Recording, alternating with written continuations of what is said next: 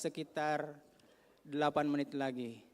So we will start our program, Imcas Sentrinov 2023, about X minutes. Jadi kami harap bapak-bapak, ibu-ibu yang ada di luar mungkin sudah bisa mengambil posisi tempat duduk masing-masing yang nyaman, karena kita akan segera memulai agenda kita.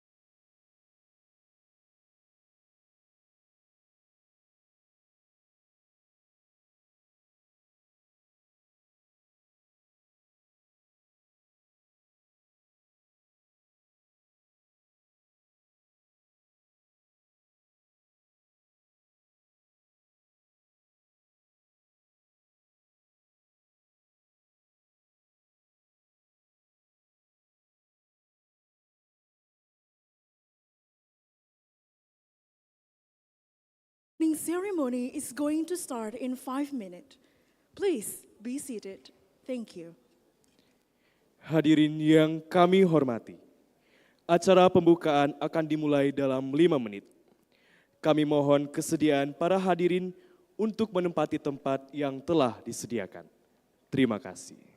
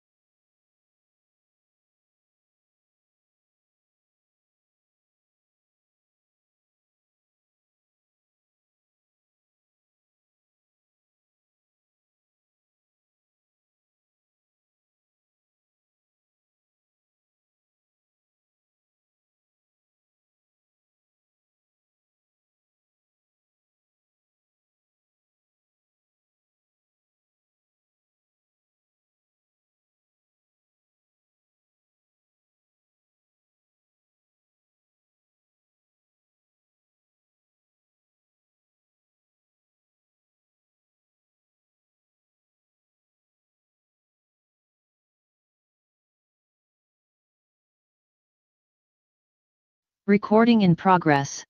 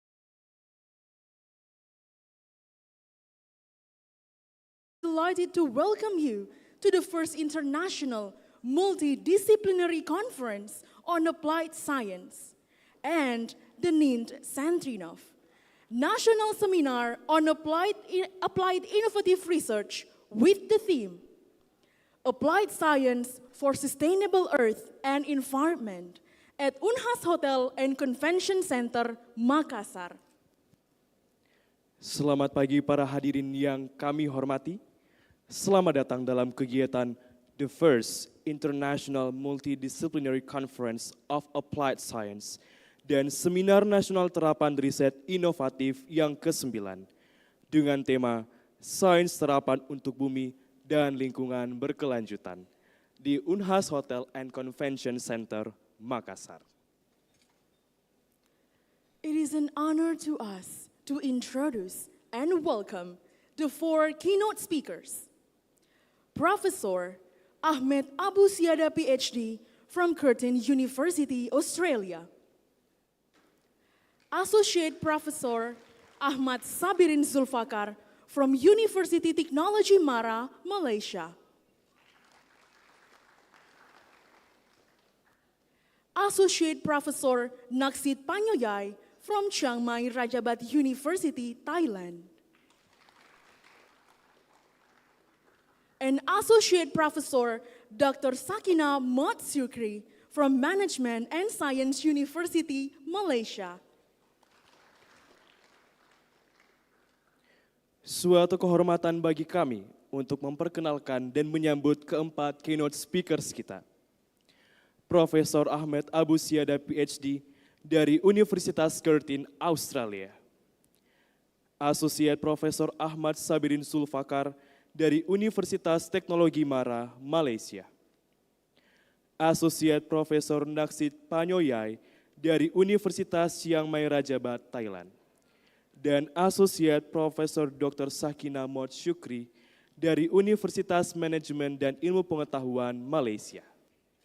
And we would also welcome all the participants of the first international multidisciplinary conference of applied science and the named Sentrinov, National Seminar on Applied Innovative Research. Dan kami juga menyambut semua peserta dari the first international multidisciplinary conference of applied science dan Seminar Nasional Terapan Riset Inovatif yang ke-9. Ladies and gentlemen, before we begin, allow me to read the main agendas of the conference. We will begin by Hadirin yang kami hormati, sebelum kita memulai acara kita pada hari ini, izinkan saya membacakan agenda acara kita pada kesempatan kali ini. the first one is opening ceremony. Yang pertama, pembukaan yang sedang berlangsung. Singing Indonesia's national anthem. Menyanyikan lagu kebangsaan Indonesia Raya. Followed by remarks delivered by the chairperson of the organizing committee. Laporan Ketua Panitia. Opening speeches. Sambutan. Opening prayer. Pembacaan doa. Symbolic handover the hosting of Sentrinov from Ujung Pandang State Polytechnic to Ambon Polytechnic and the welcoming speech from the director of Ambon Polytechnic as the host for the 10th Sentrinov 2024. Penyerahan estafet Sentrinov tahun 2024 dari Politeknik Negeri Ujung Pandang kepada Politeknik Negeri Ambon dilanjutkan dengan sambutan oleh Direktur Politeknik Negeri Ambon selaku host Sentrinov ke-10 tahun 2024. Followed by the core of the conference, which is panel discussion. Selanjutnya, diskusi panel. Parallel session, Diskusi paralel, and closing. dan penutup.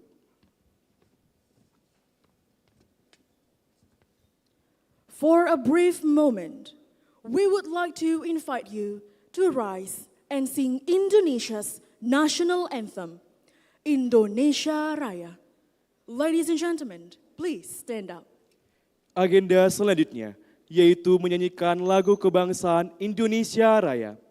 Hadirin dimohon untuk berdiri.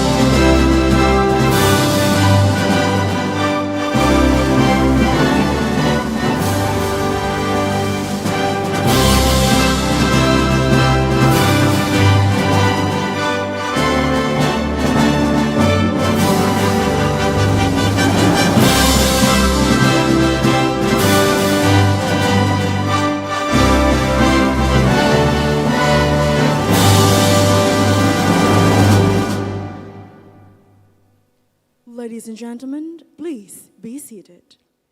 Hadirin, disilakan duduk kembali. Let us now begin the conference.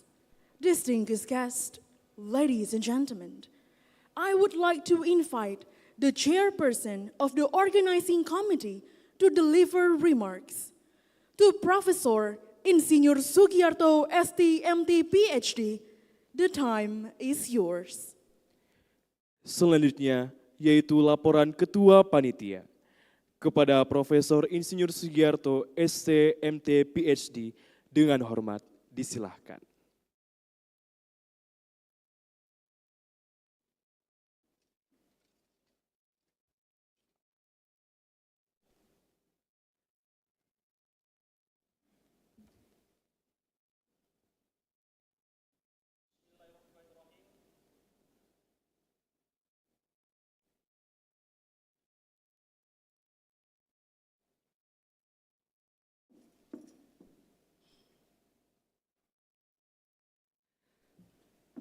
Bismillahirrahmanirrahim. Assalamualaikum warahmatullahi wabarakatuh. Alhamdulillahi rabbil alamin. Wassalatu wassalamu ala asyrafil anbiya'i wal mursalin wa ala alihi wa sahbihi ajma'in. Selamat pagi, salam sehat dan salam sejahtera untuk kita semua. Karena mengingat hari ini kita tidak hanya mengikuti seminar nasional Sentrinov tahun 2023, tapi di waktu yang bersamaan kita juga mengikuti konferensi internasional Imcas tahun 2023, maka izinkan kami untuk menyampaikan laporan panitia dengan menggunakan bahasa Indonesia dan bahasa Inggris. The Honorable Academic Director of Vocational Higher Education, Dr. Beni Bandanajaya STMT, The Honorable Director of Politeknik Negeri Ujung Pandang, Insinyur Ilyas Mansur MT, ladies and gentlemen, distinguished guests from Indonesian Society of Applied Sciences or ISAS, esteemed participants, honorable speakers, and everyone present at the opening ceremony of Sentrinov and Imcas 2023. Good morning, everyone. Greetings of peace and sustainability to all of you. With utmost respect and profound joy, I, as the chairperson of the committee, would like to welcome you all to this extraordinary event. This occasion is truly special as we have the opportunity to celebrate knowledge, innovation, and the spirit of collaboration in two major scientific events this year. They are Sentrinov, the Inovatif Applied Research National Seminar, and Imcas, the International Multidisciplinary Conference on Applied Sciences. As we know, that Sentrinov is a national-scale seminar organized by polytechnics across Indonesia, and at this time, it is organized by Politeknik Negeri Ujung Pandang, joining with ISAS. This stands as a testament to our commitment to advancing science and technology in Indonesia. In Sentrinov, the theme Applied Science for Sustainable Earth and Environment serves as a foundation for researchers, scientists, and practitioners to collectively formulate applied solutions that will have a positive impact on our Earth and environment. On the other hand, Imcas is an international conference that brings participants from various regions in Indonesia and also from other countries together in a shared mission in applying science to create a sustainable Earth and environment. This conference, of course, is not only a platform for exchanging knowledge, but also for strengthening relationships among scientists, researchers, and practitioners from all around the world. The conference takes us all, of course, to delve into vital topics such as mechanical engineering, material technology, energy, electrical engineering, information technology, management, agriculture, and more. At this moment, ladies and gentlemen, I would like to inform you that that Sentrinov today is followed by 308 participants from various polytechnics universities, and industries across Indonesia. All articles accepted in Sentrinov 2023 will be published in a conference proceeding indexed by Google Scholar.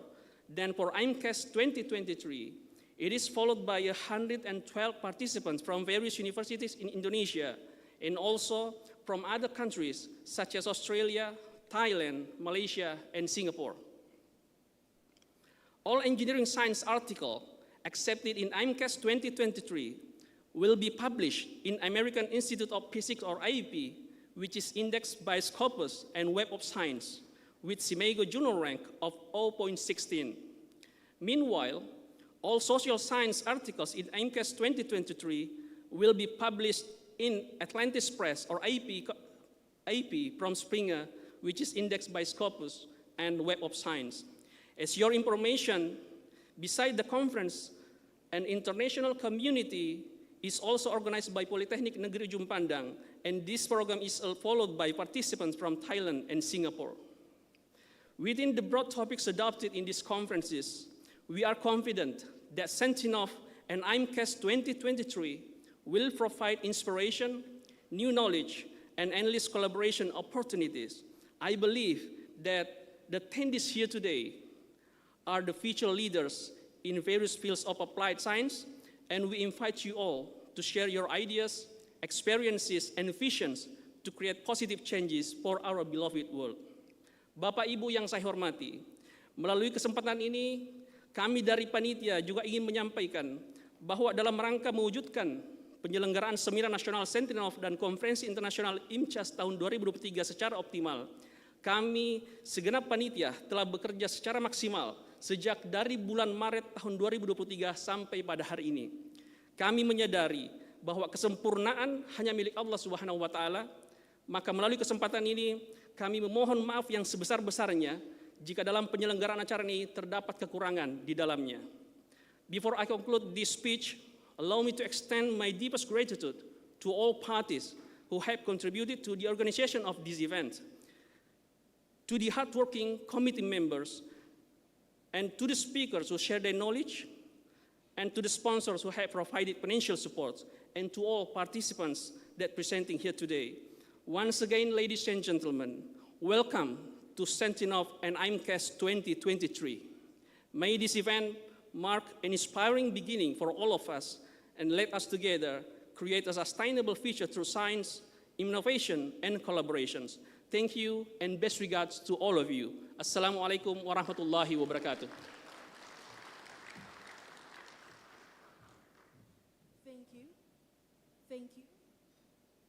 Thank you, Professor Insinyur Sugiarto, STMT PhD, for the speech. Terima kasih kepada Profesor Insinyur Sugiarto, STMT PhD, atas sambutannya.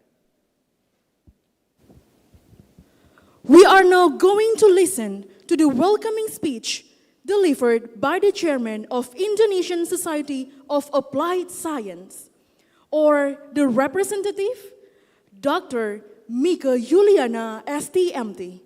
To Dr. Mika Yuliana STMT, the time is yours. Hadirin yang kami hormati, sekarang kita akan mendengar sambutan dari Ketua Indonesian Society of Applied Science kepada Dr. Mika Yuliana STMT. Dengan hormat, disilahkan.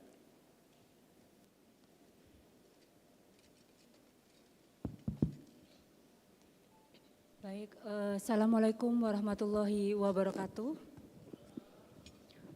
Yang terhormat Bapak Dr. Beni Bandana Jaya STMT selaku Direktur Akademik Pendidikan Tinggi Vokasi. Yang terhormat Bapak Insinyur Ilyas Mansur MT selaku Direktur Politeknik Negeri Ujung Pandang. Yang terhormat Bapak Dr. Ing Ahmad Takwa selaku Ketua Forum Direktur Politeknik Negeri seluruh Indonesia. Kemudian yang terhormat Bapak Profesor Adrianus Amheka selaku Ketua Indonesian Society Applied of Science ISAS. Yang terhormat Bapak Profesor Insinyur Sugiarto STMT PhD selaku Ketua Panitia Sentrinov 2023. Yang terhormat para keynote speaker. Kemudian yang terhormat para Direktur Politeknik Negeri seluruh Indonesia yang mungkin bergabung di Zoom dan juga bergabung di tempat ini. Yang terhormat para Ketua P3M Politeknik Negeri seluruh Indonesia, kemudian Prof. Udin Harun Al-Rashid selaku Koordinator Konferensi ISAS, para pengurus ISAS dan juga Panitia Sentrinov 2023 dan tim Politeknik Negeri Politeknik Ujung Pandang. Selamat pagi, salam sejahtera, Om Swastiastu, Namo Buddhaya, salam kebajikan. Hari ini dengan rasa kegembiraan dan rasa hormat yang mendalam, saya selaku wakil dari Prof.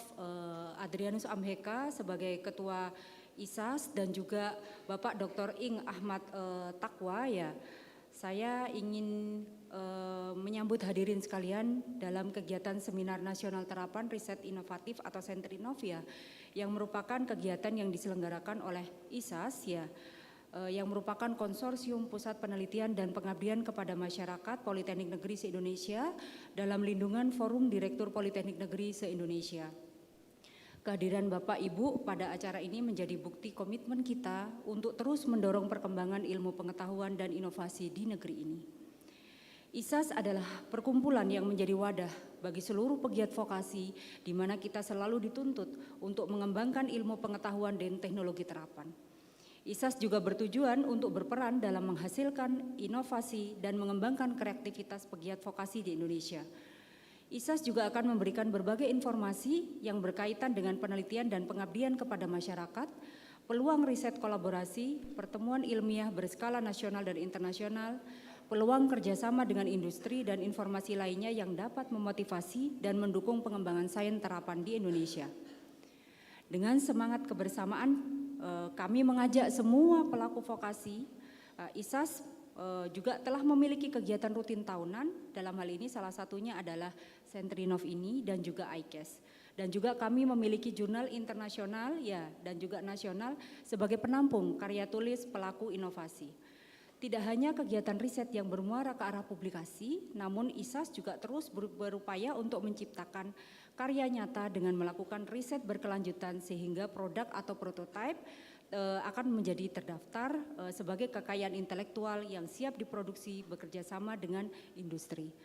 ISAS terus juga berkembang menjadi sarana pengungkit dan penyetara kemajuan teknologi terapan Indonesia yang berkolaborasi dengan pelaku vokasi baik tingkat nasional maupun internasional dalam lingkup tidak hanya terbatas pada ruang lingkup pentahelik.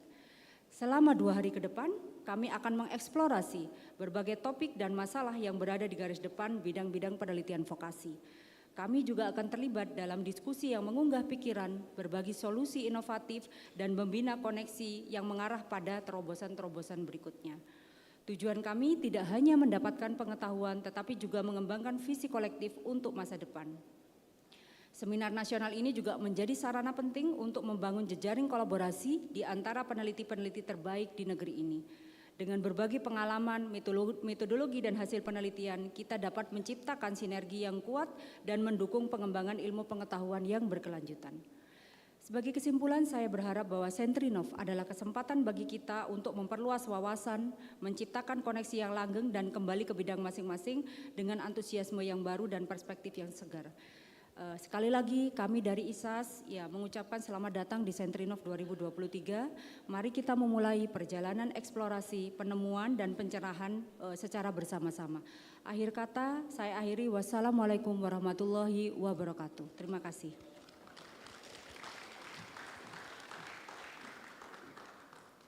Thank you, Dr. Mika Yuliana, STMT, for the speech. Terima kasih kepada Dr. Mika Yuliana, STMT, atas sambutannya. Distinguished guests, ladies and gentlemen, the next welcoming speech will be delivered by the Director of Ujung Pandang State Polytechnic and who will then officially declare opened the first International Multidisciplinary Conference of Applied Science and the Sentrinov National Seminar on Applied Innovative Research. To Insinyur Ilyas Mansur MT, the time is yours. Selanjutnya yaitu sambutan oleh Direktur Politeknik Negeri Ujung Pandang sekaligus membuka kegiatan The First International Multidisciplinary Conference of Applied Science dan Seminar Nasional Terapan Riset Inovatif ke-9 secara resmi. Kepada Insinyur Ilyas Mansur MT, Dengan hormat, disilahkan. Bismillahirrahmanirrahim. Yang saya hormati Bapak Dr. Beni Bandana Jaya yang melalui Zoom online. Beliau ini adalah Direktur Pembelajaran dan Pendidikan Tinggi Vokasi Kemenristek Dikti. Yang saya hormati para direktur atau yang mewakili yang juga melalui media Zoom. Yang saya hormati para ketua dan anggota Society of Applied Science atau ISAS, yang saya hormati para keynote speakers, yang saya hormati seluruh peserta Imcas dan Sentrinov tahun 2023. Assalamualaikum warahmatullahi wabarakatuh. Salam sejahtera untuk kita semua. Pertama-tama marilah kita bersama-sama bersyukur atas kehendak Allah Subhanahu wa taala, Tuhan yang Maha Esa yang telah memberikan kita waktu pada pagi hari ini untuk mengikuti kegiatan yang dilaksanakan oleh ISAS dan tim Politeknik Negeri Ujung Pandang. Kepada seluruh peserta Imcas dan Sentrinov yang berbahagia, Ketua dan anggota ISAS, para keynote speaker, pemakala, dan seluruh peserta seminar.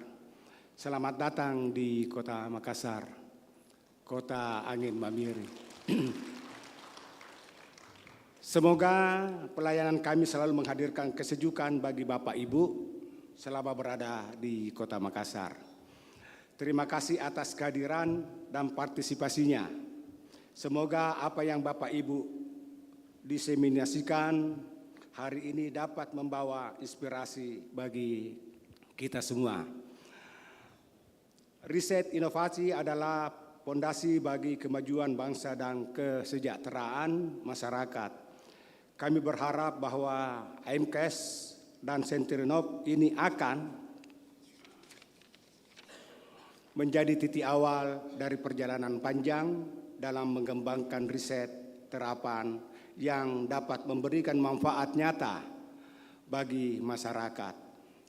Kami menitip harapan besar kepada ISAS agar riset inovatif yang dihasilkan di masa mendatang dapat memberikan solusi bagi berbagai permasalahan yang dihadapi oleh masyarakat dan dunia industri.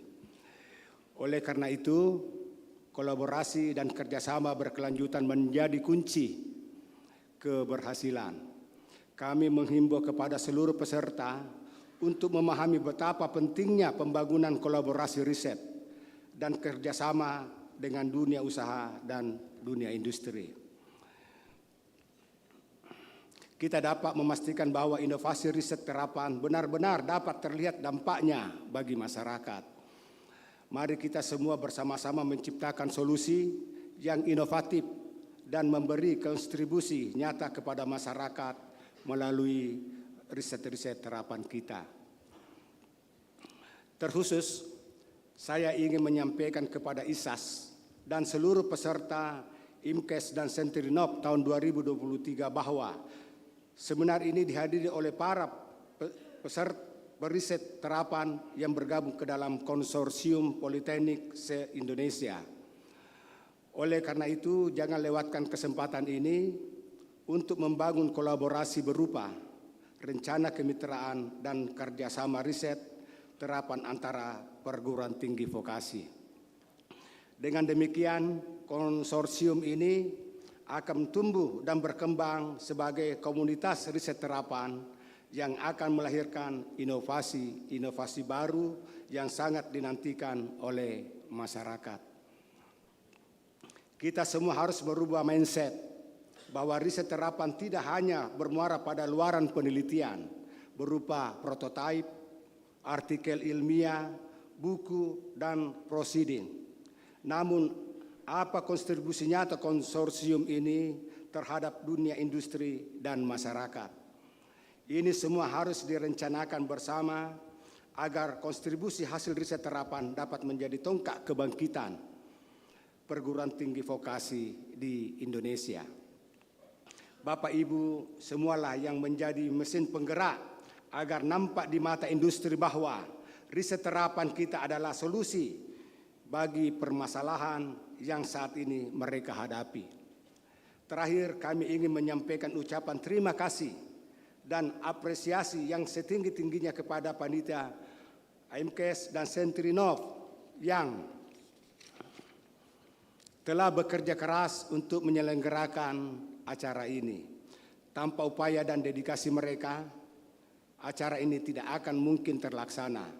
Semoga acara ini dapat berjalan dengan lancar dan kita semua bisa memperoleh wawasan yang berharga untuk kemajuan riset terapan di Indonesia. Terima kasih banyak dan mari kita bersama-sama menjadikan Imcas dan Sentrinov sebagai wahana untuk mendorong riset inovatif yang bermanfaat bagi masyarakat, dunia industri.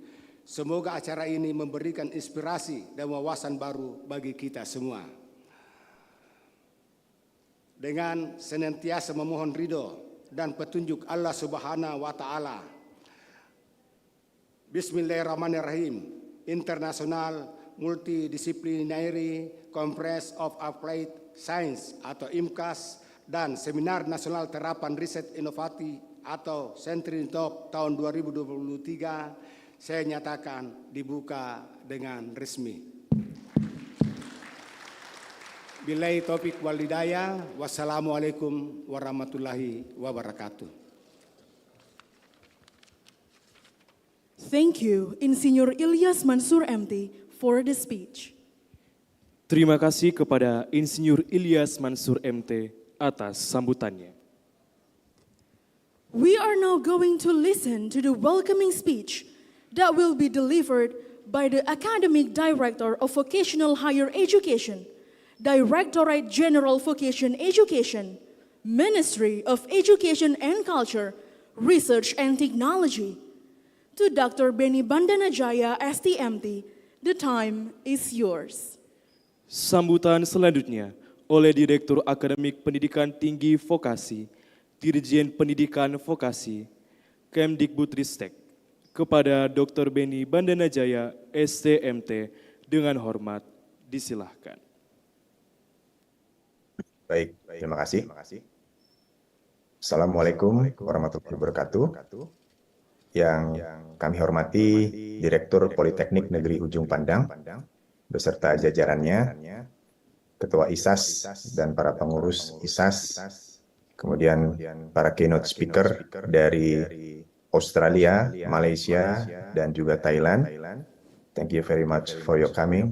It is honor to us to welcome you in Indonesia at this very special moment of international multidisciplinary conference of applied science or Imcas 2023.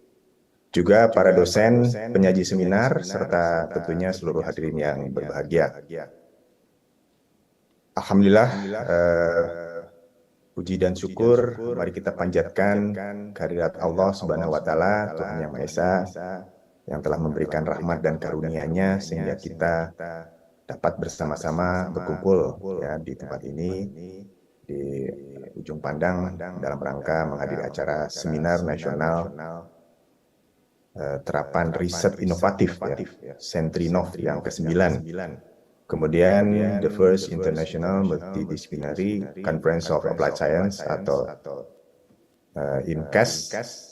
Kami juga tentunya mengucapkan terima kasih yang sebesar-besarnya kepada ISAS dan PNUP yang telah menyelenggarakan seminar nasional ini. Tentunya akan sangat bermanfaat bagi para dosen sebagai media, bagi para dosen untuk menyampaikan hasil-hasil penelitian yang telah mereka laksanakan selama tahun 2023 ini. Kemudian tentunya ini bisa menjadi media komunikasi antar dosen yang menjadi penyaji ataupun mungkin yang hadir pada hari ini untuk terus mengembangkan riset-riset di masa depan. Bapak dan Ibu yang kami hormati, saya sedikit bercerita tentang seorang peneliti internasional yaitu Einstein. Jadi ketika Einstein masih kecil, dia mendapat hadiah ya dari orang tuanya itu berupa kompas.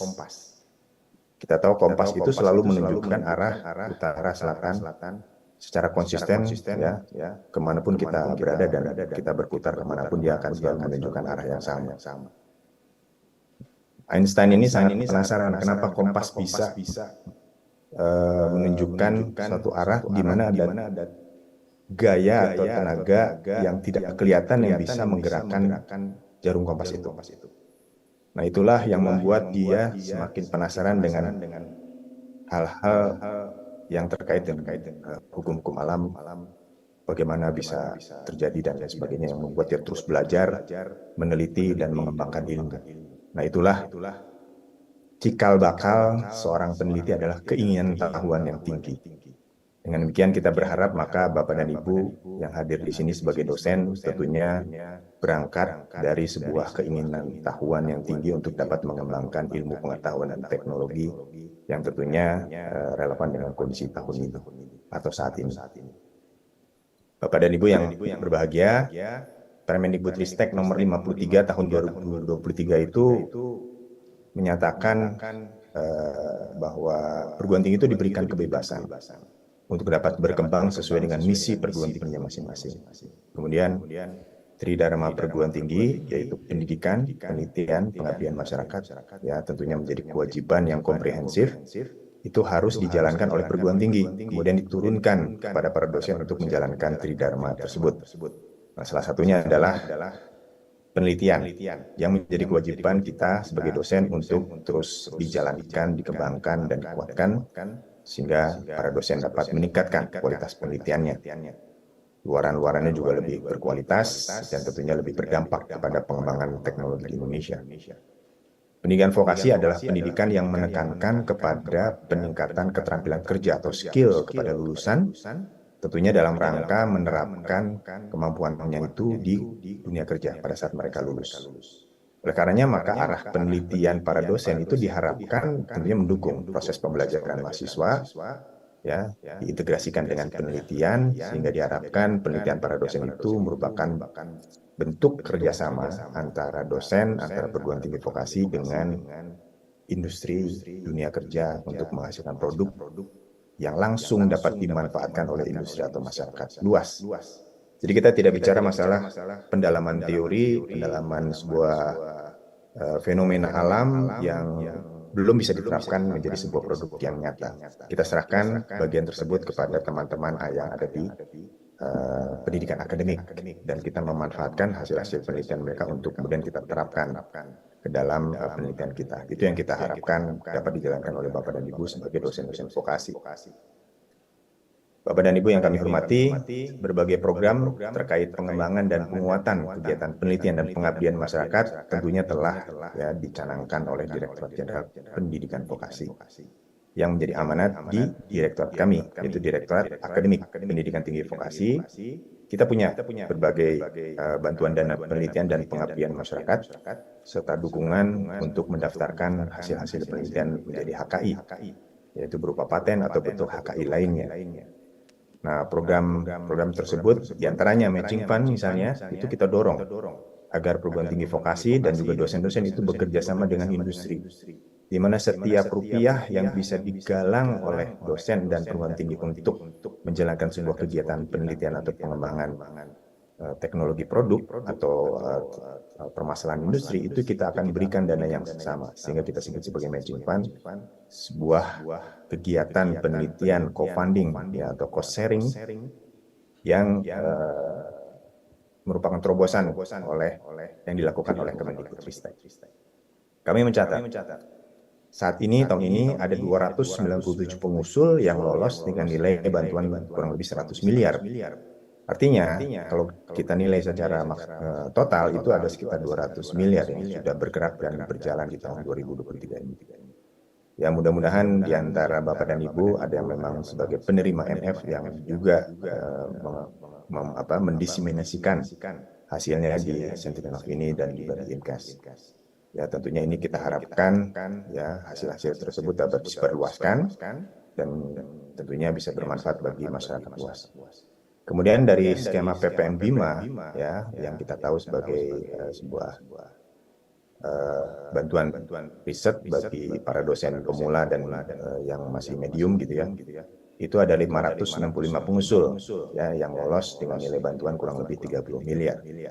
Dan yang terakhir kita juga memberikan bantuan publikasi dan juga HKI dalam bentuk insentif atau penghargaan ya bagi para dosen yang sudah menghasilkan publikasi internasional bereputasi dan juga HKI, paten apalagi yang sudah diterapkan di industri dan mendapatkan royalti. Itu sangat kita harapkan dan kita berikan insentifnya, kurang lebih ada 195 ya, yang kita berikan insentifnya.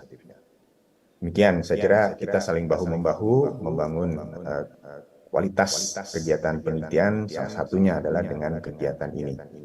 Tentunya kami dari Kementerian Pendidikan, Kebudayaan, Riset, dan Teknologi, dalam hal ini Direktorat Jenderal Pendidikan Vokasi dan Direktorat Akademik Pendidikan Tinggi Vokasi, sekali lagi mengucapkan banyak terima kasih kepada ISAS, kepada PNUP, panitia, para dosen penyaji dan juga peserta, serta tentunya juga para keynote speech yang hadir dari berbagai negara dan atas dukungan terhadap pelaksanaan seminar ini. Kami ucapkan selamat melaksanakan seminar, semoga pendidikan tinggi vokasi dapat menyumbangkan karya-karya teknologinya melalui berbagai riset bagi kemajuan bangsa Indonesia ke depan menuju Indonesia Emas di tahun 2045. Demikian yang bisa kami sampaikan. Terima kasih atas perhatiannya. Assalamualaikum warahmatullahi wabarakatuh.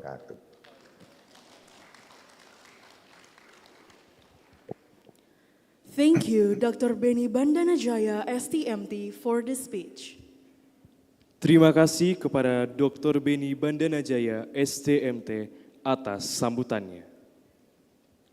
Ladies and gentlemen, the next agenda is prayer. The prayer will be led by Mr. Faisal STMT. To Mr. Faisal STMT, the time is yours. Hadirin yang terhormat, agenda selanjutnya yaitu pembacaan doa yang dipimpin oleh Bapak Faisal STMT.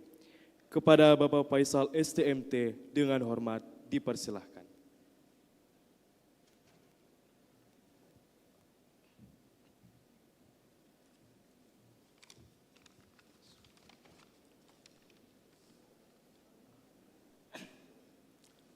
Assalamualaikum warahmatullahi wabarakatuh.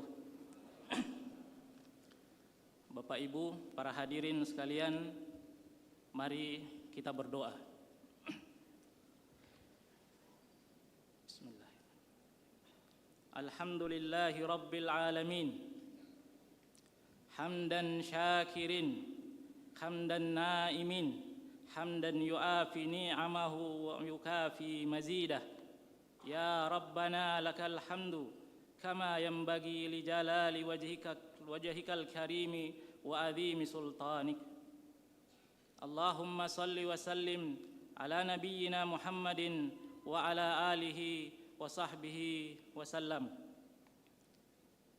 Ya Allah, ya Tuhan kami ucapkan syukur atas rahmat, nikmat dan karunia-Mu, sebab Engkaulah kami bisa hadir di tempat ini. Ya Allah, ya Rabbana, jadikanlah seminar kali ini Seminar Nasional Terapan Riset Inovatif yang ke-9 dan the first International Multidisciplinary Conference of Applied Science sebagai majelis ilmu yang akan bermanfaat buat kami semua saat ini dan di masa yang akan datang. Jadikanlah ilmunya bermanfaat bagi kami, bagi orang sekitar kami, bagi masyarakat, bagi negara, yang membawa berkah, rahmat, taufik dan hidayah-Mu buat kami semua. Ya Allah, ya Rabbana, seminar ini ada untuk memperoleh ridho-Mu. Maka berilah bimbingan, pengajaran, dan petunjuk kepada kami untuk menjalankannya sampai selesai. Atas ridho-Mu, kami mohon bantulah kami supaya acara ini bisa lancar dan berjalan dengan baik. Ya Allah, wahai Maha Pengampun dan Penolong, ampunilah dosa-dosa kami, dosa kedua orang tua kami, dosa guru-guru kami, dan dosa para pendahulu kami. Engkau Maha mengetahui terhadap kelemahan-kelemahan kami, terhadap kekurangan-kekurangan kami. Tolong dan bantulah kami untuk menjadi penerus yang amanah, yang bisa memberikan dampak baik untuk negara ini. Hanya kepadamulah kami memohon ampunan dan pertolongan. Ya Allah, ya Rabbana, hanya kepadamu kami memohon, kiranya Engkau selalu membersamai setiap langkah kami ke depan. Rabbana atina fid dunya hasanah wa fil akhirati hasanah wa qina adzaban nar. Subhana rabbika rabbil izzatil amma yasifun wa salamun alal mursalin walhamdulillahi rabbil alamin. Amin ya rabbal alamin. Wassalamualaikum warahmatullahi wabarakatuh.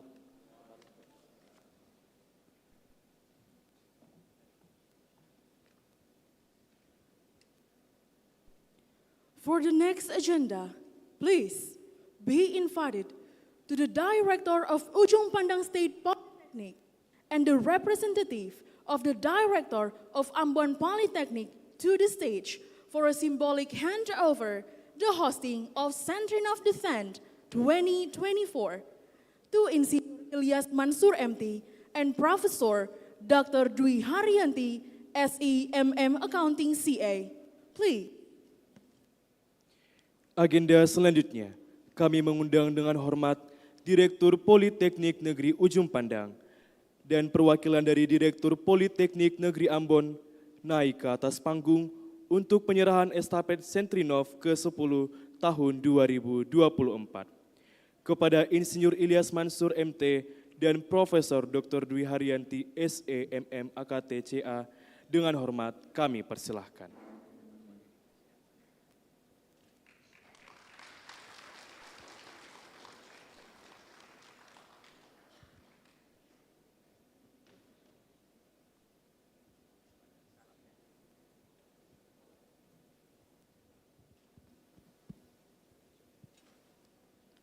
Distinguished guests, ladies and gentlemen, the next welcoming speech will be delivered by the Director of Ambon Polytechnic as the host for the 10th Sentrinov 2024.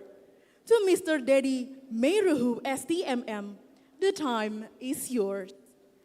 Hadirin yang terhormat, selanjutnya sambutan dari Direktur Politeknik Negeri Ambon sebagai tuan rumah Sentrinov ke-10 tahun 2024 kepada Bapak Dedi Meiruhu STMM dengan hormat dipersilahkan.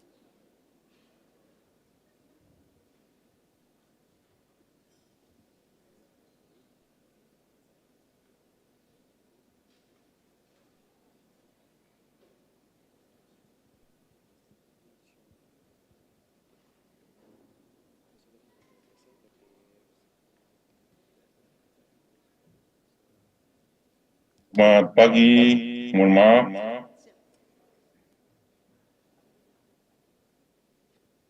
Ya, izinkan saya, Peter Lawrence Franz, yang diwakilkan dari Pak Direktur Politeknik Ambon untuk membacakan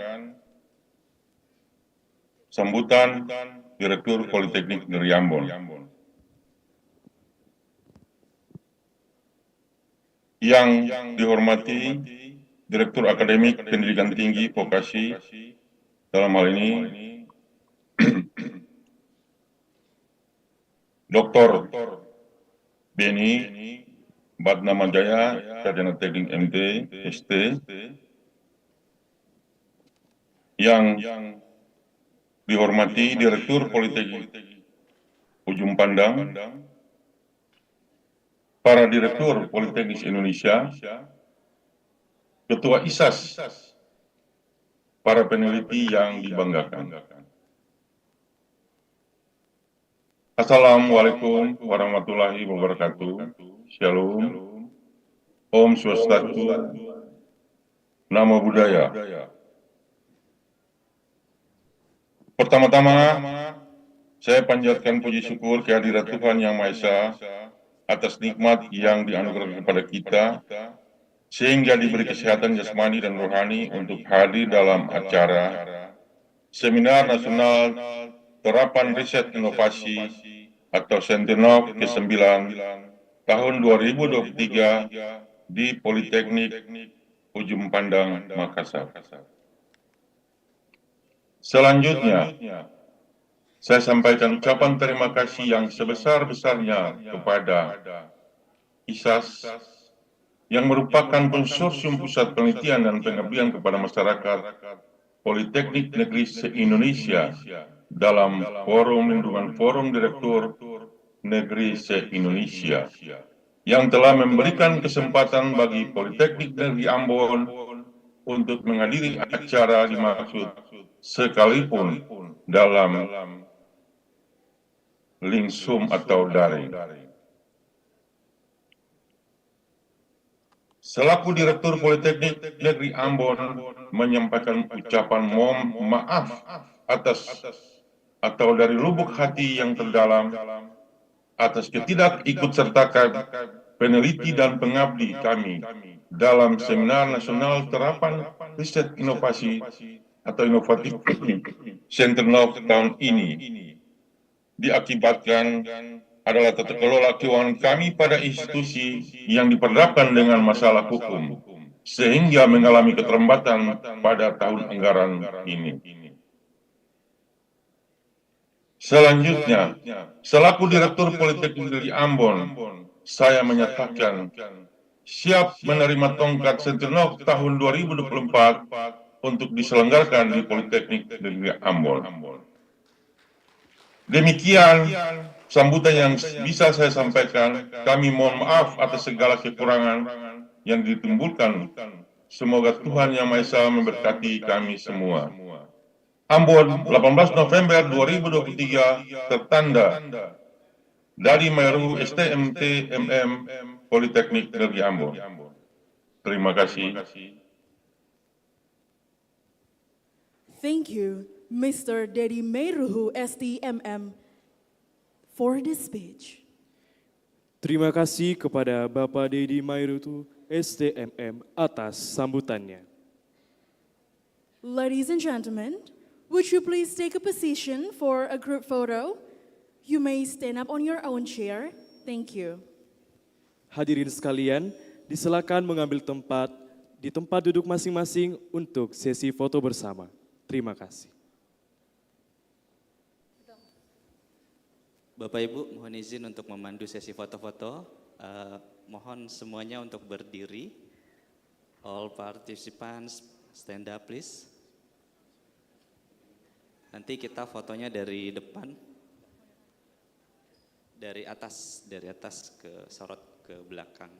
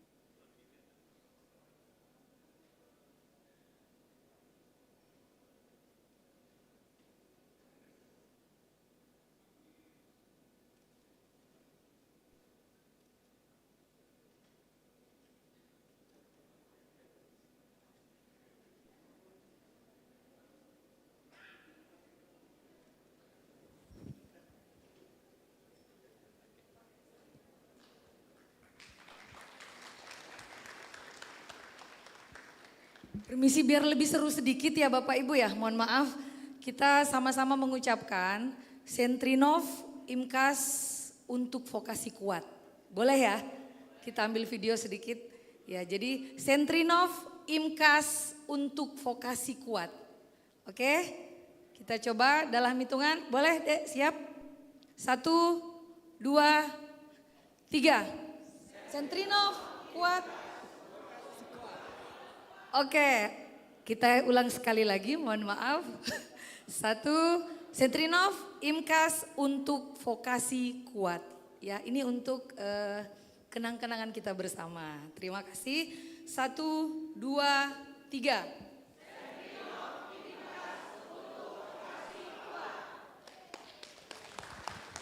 Terima kasih.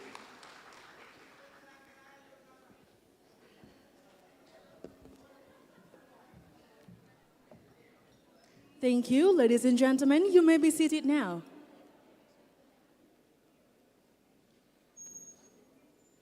Ladies and gentlemen, we have come to the core agenda of this event. That is to hear the speech from our keynote speakers. The keynote speakers will be moderated by Dr. Nur Alam Lanafi, SE, MBA. To Dr. Nur Alam Lanafi, SE, MBA, the time is yours. Hadirin yang terhormat, sekarang kita memasuki agenda inti pada acara hari ini, yaitu diskusi panel yang akan dipimpin oleh Ibu Dr. Nur Alam Lanafi, SE, MBA. Kepada Ibu Dr. Nur Alam Lanafi, SE, MBA, kami persilakan dengan hormat.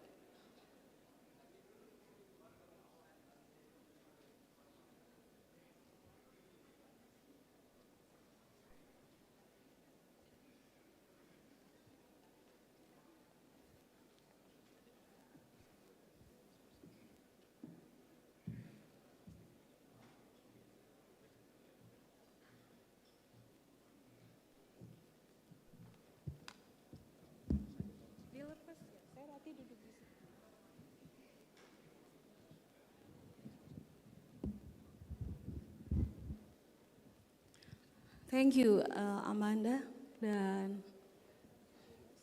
Yunus. Oke, baik. Assalamualaikum warahmatullahi wabarakatuh. Good morning, everybody. Before I start introducing our distinguished speakers, I would like to invite everyone to enjoy the snack prepared by the committee. While I'm introducing I invite the keynote speakers to come to the stage. So please, while we introduce the speakers, each participants also are invited to enjoy the coffee and tea and snacks.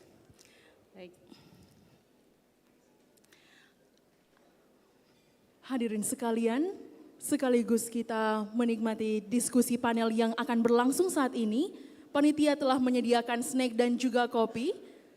Para hadirin sekalian boleh sekalian menikmati. Terima kasih.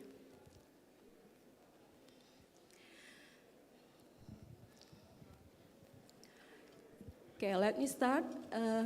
Please enjoy your coffee and meal while I introducing our speakers. So before I would say that the Honorable Director of Academic Vocational Higher Education, the Honorable Director of State Polytechnic of Ujung Pandang, the Honorable Chairman of ISAS, and our distinguished keynote speakers, ladies and gentlemen, participants of Imcas and Sentrinov, welcome to our first Imcas 2023 and also Sentrinov. Today we are going to discuss about the applied science for sustainable earth and environment. Our keynote speakers today, first let me introduce Associate Professor Insinyur Dr. Ahmad Sabirin bin Zulfikar. Yeah, give applause please for Prof. Sabirin. Yeah, applause. Prof. Sabirin was graduated from RMIT University in Australia for his PhD in engineering. And also before that, he was also graduated from University of Liverpool, United Kingdom, for Master of Science in Engineering. And before that, he also was graduated from Malaya University. And a lot of achievements have been obtained by Prof. Sabirin, but I'm not going to read all of them. The interesting things is that, research interest. I think that's the most important. The research interest from Prof. Sabirin is in nanostructure synthesis and characterizations of metal oxides, alloy, and related compounds, thin film-based devices and sensors, solar cells, chemical and vapor sensor. And I think this is related to our topics today. And another things I would like to mention about Prof. Sabirin is now a lot of grants also has been achieved by Prof. Sabirin, but the important one is, which is ongoing right now this year, as a project leader, the project title is Refilling the Electro reduction mechanism between reduced graphene oxides and mental health biomarkers deposited on screen-printed gold electrode via electrochemical impedance spectroscope. So that's the important project that is ongoing right now by Prof. Sabirin.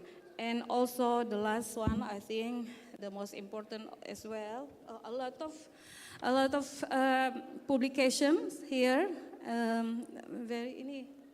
lot of publication. There is, I'm not going to read it all, but yeah. I think all the publications relates to the research interest, of course.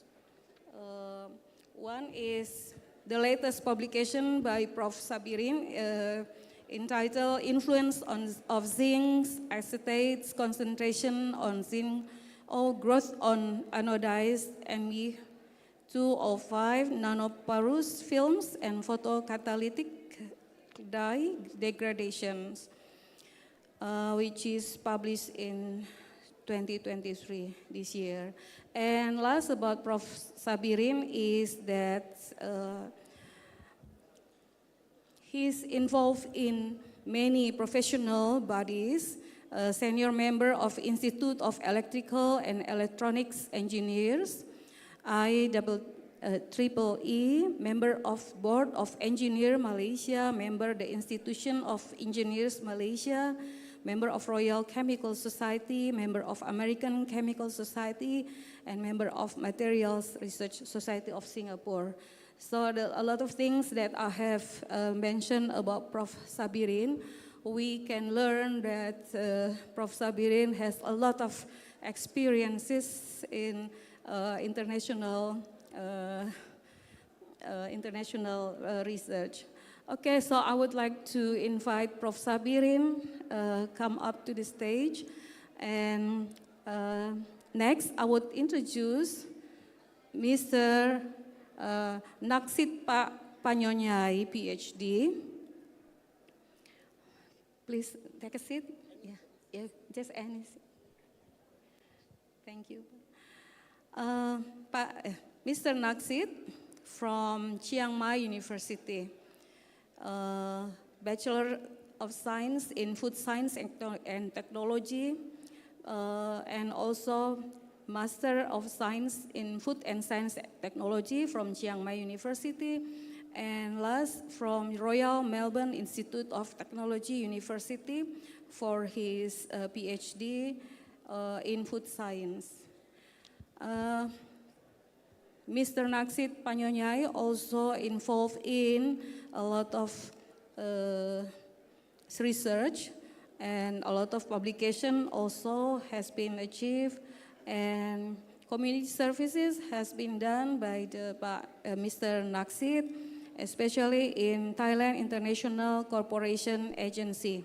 And then, Jambi University for the community services, Temasek Polytechnic Singapore, and Meiji University, Japan. So a lot of community services have been done by Mr. Naksit. And as we can see also a lot of publication. We can see that, I cannot read here, I cannot find here, but I guess research interest of Mr. Naksit is in food, science, and technology. Yes? Okay. So I would like to invite Mr. Naksit Pak Nyonyai to come to the stage. Okay. Please give applause, welcome applause to Mr. Naksit. And then I would introduce Ibu Dr. Sakina Sukri, Associate Professor from Malaysia Management and Science University for her PhD, and also from London SoftBank University for Bachelor Science Management Minor Marketing, and then from Coventry University for Master of Science in International Business Minor Marketing, and Management and Science University for her PhD in Management Science. Work experience as in Coventry University, Transnational Office, Intern, Management and Science University, Assistant Lecturer, and now I guess for 7 years has been as a Senior Marketing Lecturer in Private Education in Malaysia, emphasized in teaching and research. And from teaching subjects, we can see that research, of course, teaching subjects and research interest in marketing management, strategic marketing, on digital marketing, consumer behavior, international marketing, and all things about marketing, branding, fashion marketing, and also direct marketing, viral marketing. So, and also a lot of trainings has been attended by Ms. Sakina, and a lot of publication as well. And then last about Ms. Sakina, I think that's all about Ms. Sakina. So Ms. Sakina is from Management Science University. Now I would like to invite Ms. Sakina Sukri to come to the stage. Please give welcome applause to Ms. Sakina.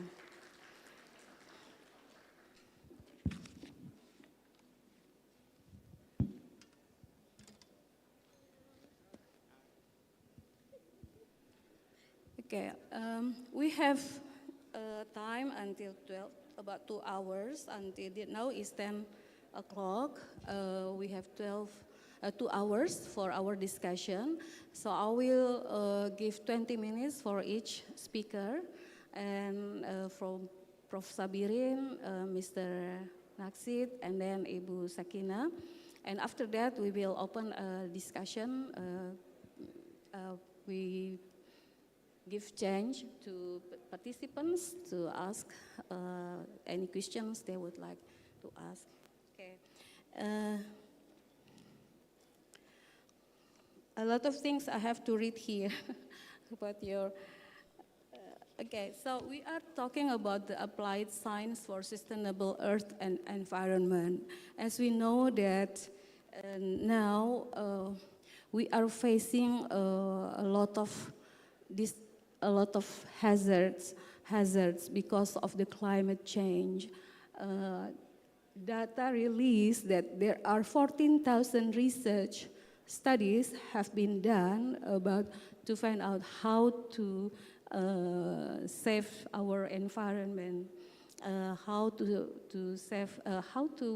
implement our knowledge, our innovative research, the results of our innovative research to help our countries to save our nation to sustainable earth and environment. Now, I hope that I didn't get your materials. I didn't know what you are talking about, but I guess you will talk about this, how we apply our research, innovative research, to help in saving our earth and environment. I know that Ms. Sakina will talk about sustainable entrepreneurship, yeah, and I guess as Prof. Sabirin is research interest in in engineering, in by metal oxide. So we'll talk about that topic in relating to sustainable earth and environment, as well as Pak Naksir. Okay, we will start now. I would like to please Prof. Sabirin to deliver her speech.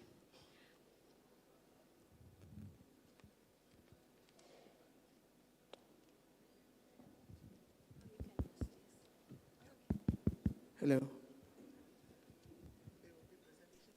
Yes. Slideshow, PowerPoint-nya Pak Panitia. Boleh, you can.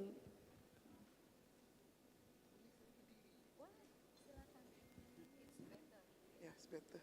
I just Boleh. Bismillahirrahmanirrahim. Assalamualaikum warahmatullahi taala wabarakatuh. Salam perkabar. Terima kasih organizer for inviting me. Terima kasih kepada Imcas, Sentrinov. Thank you very much, Dr. Noralam, for inviting to these discussions. My discussion is very simple. Can someone please put my slides on the screen so that means it will be to connect. Okay, my keynote speaker today will be related about nanostructured metal oxide, tuning and engineering for electronic device applications. Okay, let me introduce my name. My name is Sabirin Zulfaka. I'm from University Technology Mara, UITM in Malaysia.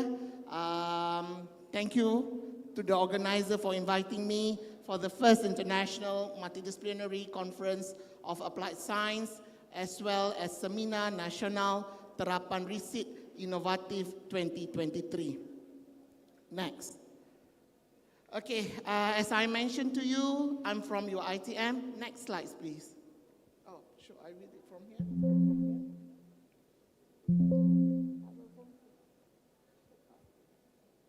Yeah. Okay. Okay, allow me to just introduce to you guys about UITM. UITM stands for University Technology Mara. So basically, UITM is the biggest university, government university in Malaysia. Basically, we do have 167,000 students currently enrolled in UITM. And our staff is roughly about 19,000, comprised of educational, academia, as well as pentadbiran or administrative staff. We do have all campuses because if you go to any state in Malaysia, at least we will have one campus. Okay, that's why we do have 12 campus, one main campus, our main campus in Shah Alam, and then we do have 21 satellite campuses. If you come to your ITM, we do have multiple various disciplinary, except we do not have any veterina. The rest you name, then you can have it there. All right? Okay, next.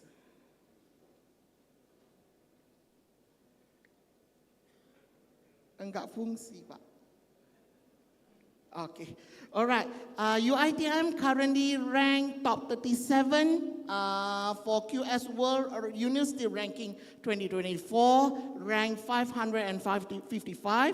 And currently, Alhamdulillah, we managed to get top 100 university in Asia, ranked 98 for QS Asia University Ranking 2024. Okay, let's go to our business. Ibu, dia tidak berfungsi, Bu. Tidak berfungsi. Okey, mungkin Ibu boleh kontrol dari sana ya. Terima kasih. Okey, I would like to talk with you guys because as I mentioned earlier, I'm going to talk about nanostructured material, nanostructured material. So what source of material we will discuss? We will talk about cuprous oxide, we will talk about zinc oxide, as well as we will talk about niobium pentoxide.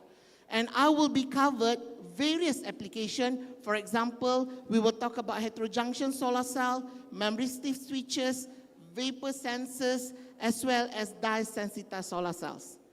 Okay, the first one is I would like to discuss about fundamental properties of our material. Next, Ibu. Okay, the first material that I would like to touch is basically copper oxide. So I will discuss about cupric oxide and cuprous oxide. Their band gap is about 1.2 electron volt, and direct band gap for cuprous oxide is 2.1 electron volt. This is abundant material in our earth. Basically, the appearances for CuO is black in color and Cu2O in reddish in color. Next, Ibu. The second material I will discuss is zinc oxide. I believe that everyone is quite familiar with zinc oxide because if you use powder or talcum, so it contains zinc oxide. Zinc oxide is white solid. The direct band gap material is 3.3 electron volts. Next, Ibu. The third material, this is something new. A lot of researchers right now putting an interest to investigate about this material. They call it as niobium pentoxide. Why we choose niobium pentoxide? Because the band gap is quite wide and then extremely high corrosive resistant, good chemical stability, thermodynamically stable, low flame stress, high refractive index, and relatively abundant in nature. And a lot of people keep saying that why we have to go with nanostructured. Okay, there are three main reasons why we have to go with nanostructured. Basically, it's offer high to volume ratios. Second one is because of the confinement, quantum confinement effects, and the third one because it's going to alter the surface technology. That's why when I use all this material, I try to tune and engineering the material to suit for certain application. Okay, first we will touch about heterojunction solar cell. This is basically P and N junction. You have a P and N junction where you put it adjacent to each other, you're going to have a depletion region. When a photon of light is absorbed by one of these atoms in the depletion region, you will have a dislodge of electron, creating an electron hole pair. So basically, when you have a depletion region there, so basically when you have there, so you're going to have a free electrons carry out through the wire. So then you will have a PN heterojunction solar cells. Okay, next. Okay, so what I did basically for this research is normally when you do PN heterojunction solar cells, you're going to have electrodeposition zinc oxide and electrodeposition cuprous oxide. You put it adjacent to each other. Then you touch under sun simulator, you're going to have a dye synthesis. You're going to have a PN. Then you're going to have a current. So basically you are converting from light energy to current energy. So, but they have a problem because you're going to have a pinhole problem. If you see on your left-hand side, okay, on your left-hand side, you're going to have a pinhole, ada lubang dekat situ. So when there is a hole, so that means when you put cuprous oxide on top of zinc oxide, there will be short circuit. So you will not get any good functional or PCE, power conversion efficiency. What my team has done is basically very simple. We put a seed layer of zinc oxide underneath before you do the electrodeposition. So, isi dekat sini boleh ada tunjuk gambar tak? Tak boleh. Ada laser kah? Ada sinar?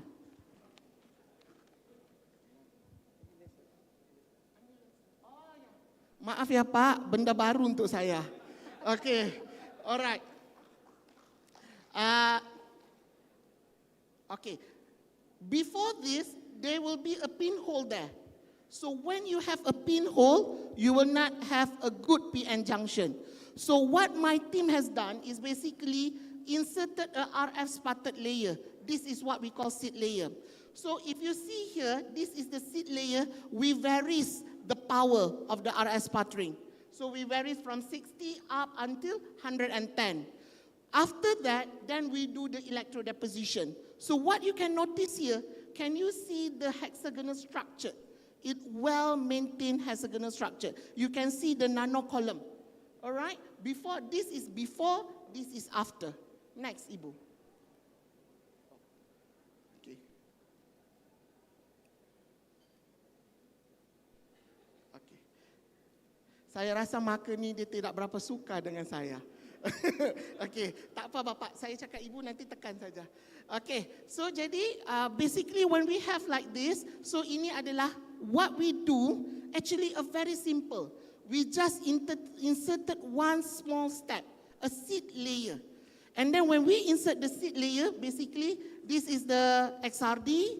So kalau if you see the XRD here, so basically you can see that you're going to have the crystallinity of 002.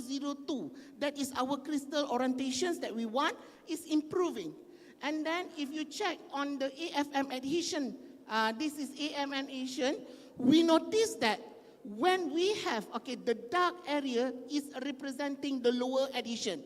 So when you have a lower adhesion, when you put copper oxide on top of zinc oxide, lower adhesion, it will come out with a nice cross-section. Move to the next slide, please. There you go. So you can see it's a nice cross-section for 80 and 110. It will be a nice cross-section. So when you have a nice cross-section, basically the power conversion efficiency is increased. Previously, without seed layer, we only managed to get 0.09% of PCE. After inserting a seed layer, we managed to get at least 1%. So from there, from this result, we managed to publish this paper in Journal Material Chemistry. Okay, next, we move to the second application. Similar process as well, we use for memristive. Everyone keeps saying about memristive. Memristive, what is memristor? Memristor is a very simple, when you go to passive electronic components, it contains about 3. All right, whether you're talking about inductor, capacitor, or you're talking about resistor. Actually, there will be another one, quadrant, that we'll call memristive or memristor. So for memristor, it's very simple. You need to use only one element, which is zinc oxide or any other metal oxide. So in here, normally people using just electrodeposition zinc oxide. My team, what we did is basically we tuned the metal oxide, so we inserted the seed layer. When we inserted the seed layer, you will see later on, we managed to increase the performance of the memristor itself. Okay, if you see this figure, so basically this one is basically the zinc oxide RF sputtering, and then this is the zinc oxide. You can see the nano color, the hexagonal structure, the nanograin, the nanostructure of the zinc oxide is well defined and it's very uniform. Next, please. Okay, these are the XPS results, the XRD results. Can we go to the next one? And then this is the results for the memristive switching. So basically, figure 15 showed the semi-log plots for the current IV characteristic for zinc oxide. On top of it, there is only electrodepositions without any seed layer. On the bottom part is we have a seed layer. So next, please. From there, you can see, all right, this is very important. If you see the mechanism of the memristor, when you have a well-defined nanostructure, when there is a positive bias here, so you're going to see a oxygen vacancy will be located at the nanograin, at the wall of the nanograin. When you have that, that is what we call conductive filament. This is the one who conduct the current. All right? How do we know that?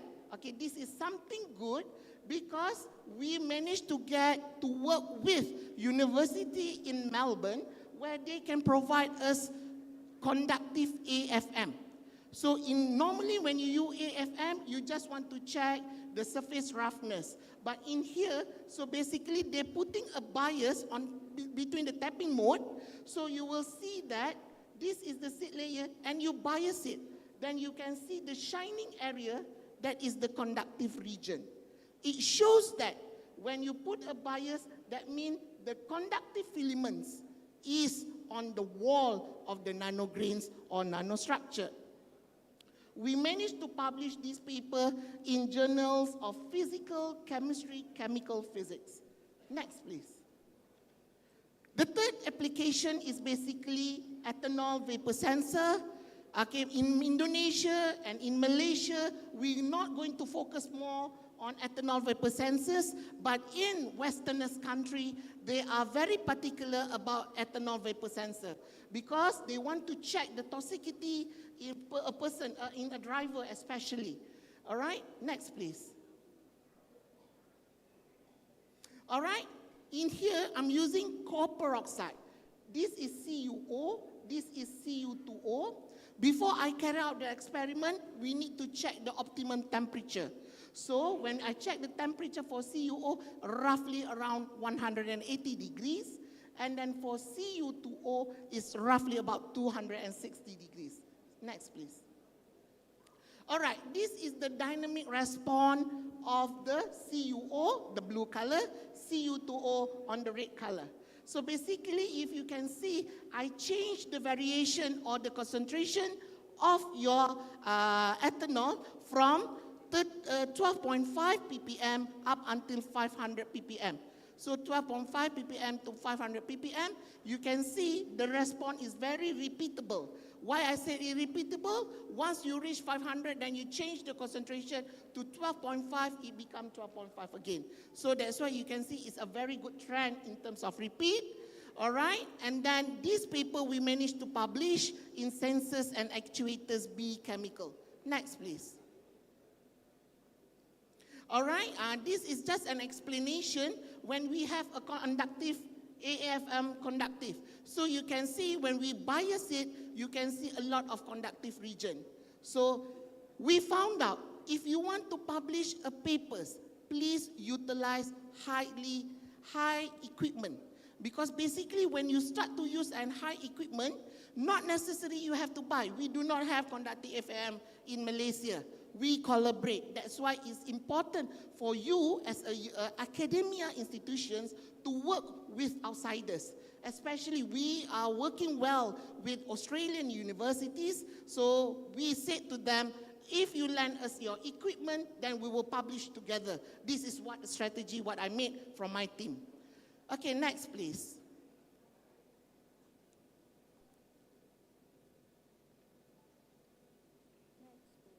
Okay, right.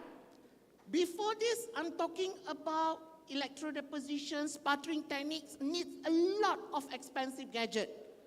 Guys, what I'm going to show you is a very simple. Actually, you can do it in your institution.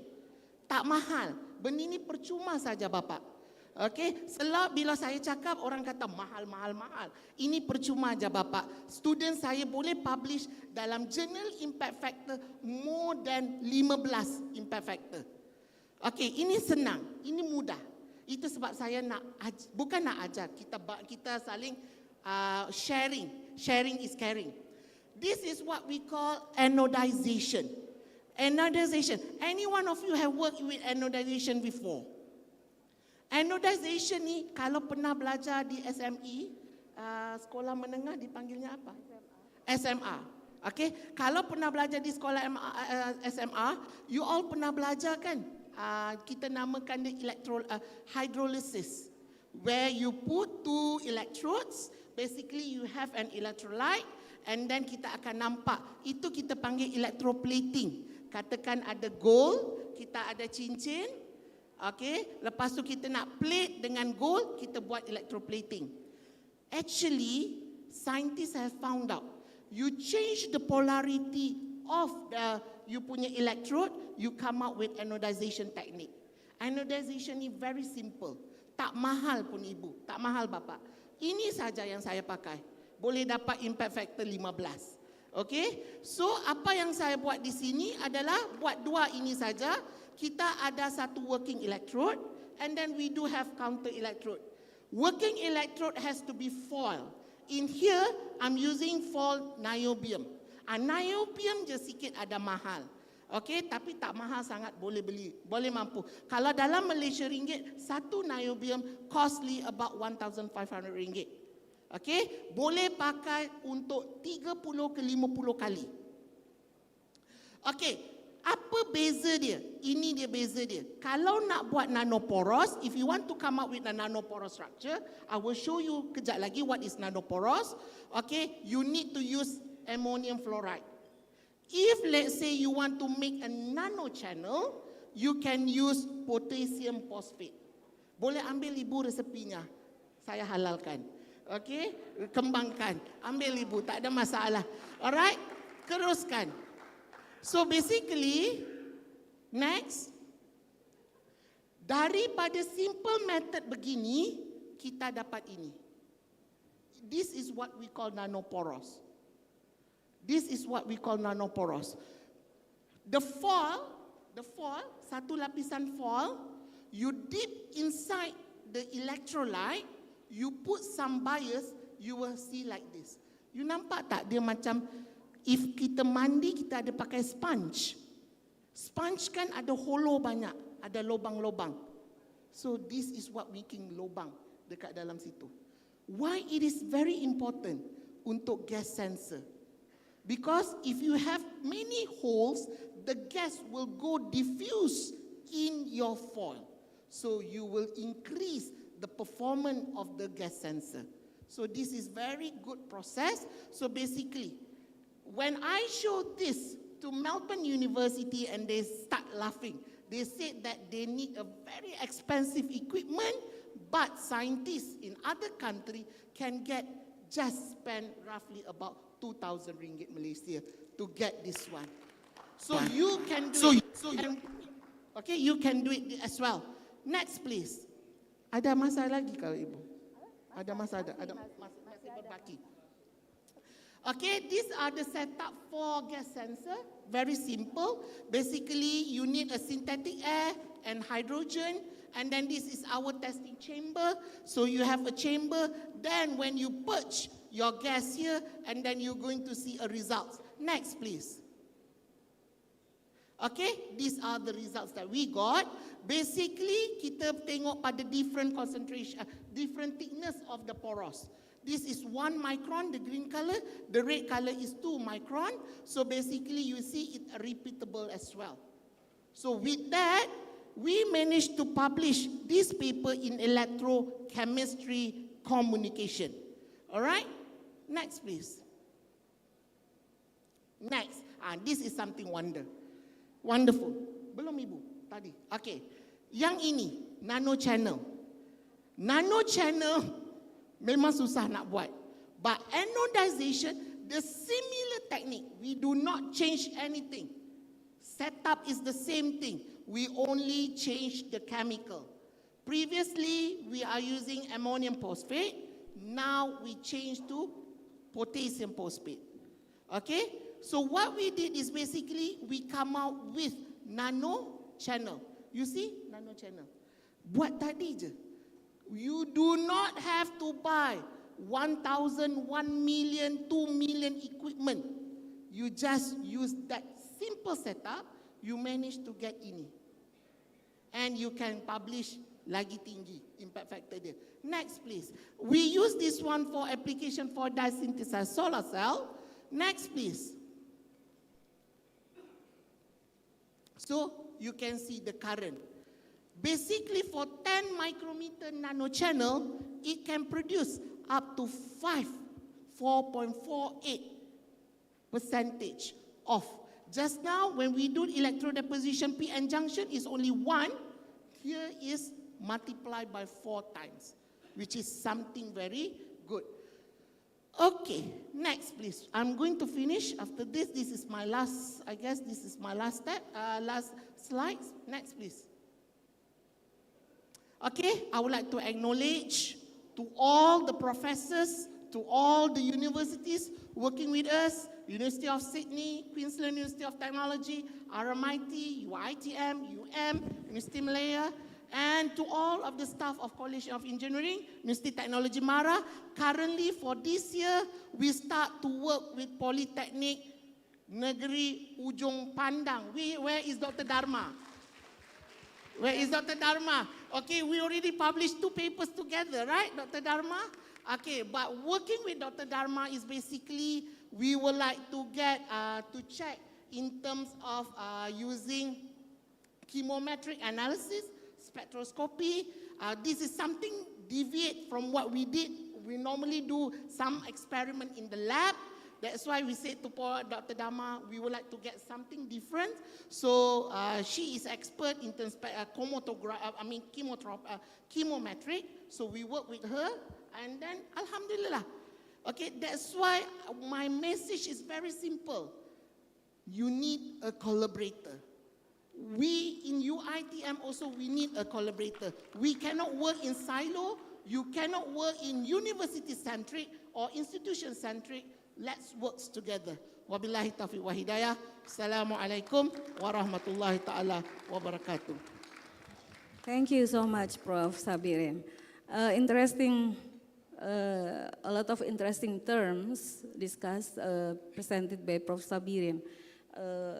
Let me read, especially anodized nano, nanoporous, nano Cooper, nano, and a lot of nanos. We will discuss about that, yeah. But after Prof. Natkin, yeah, Natskin, present, and also after Professor Sakina. Now I would like to invite Mr. Natskin to present her topics, please.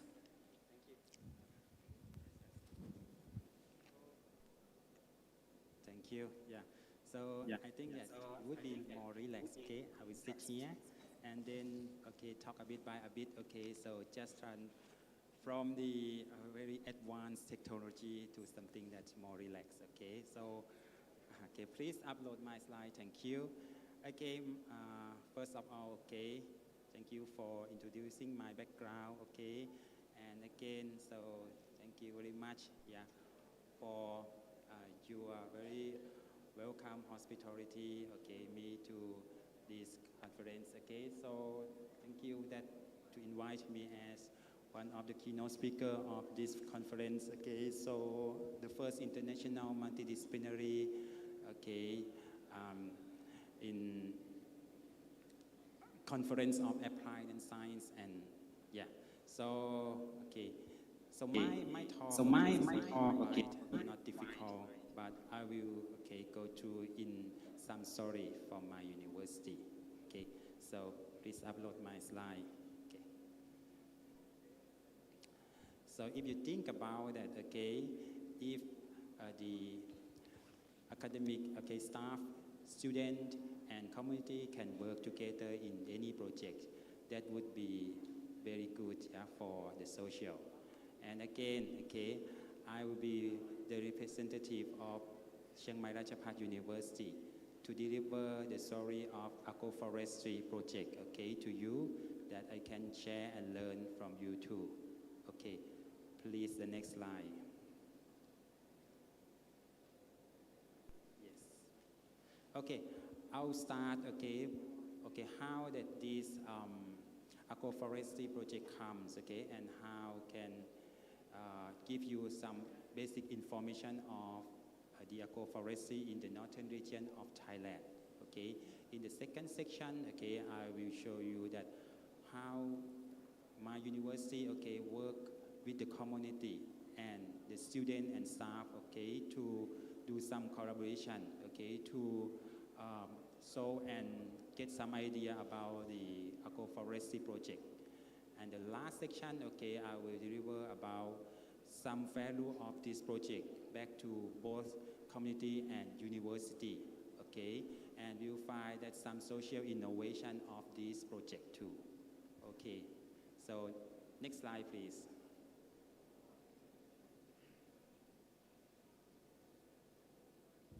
Yeah. So, okay, we start from the map of Thailand, okay, on your right side, okay. On the top of the map, you can see that this is the northern region of Thailand in the red circle.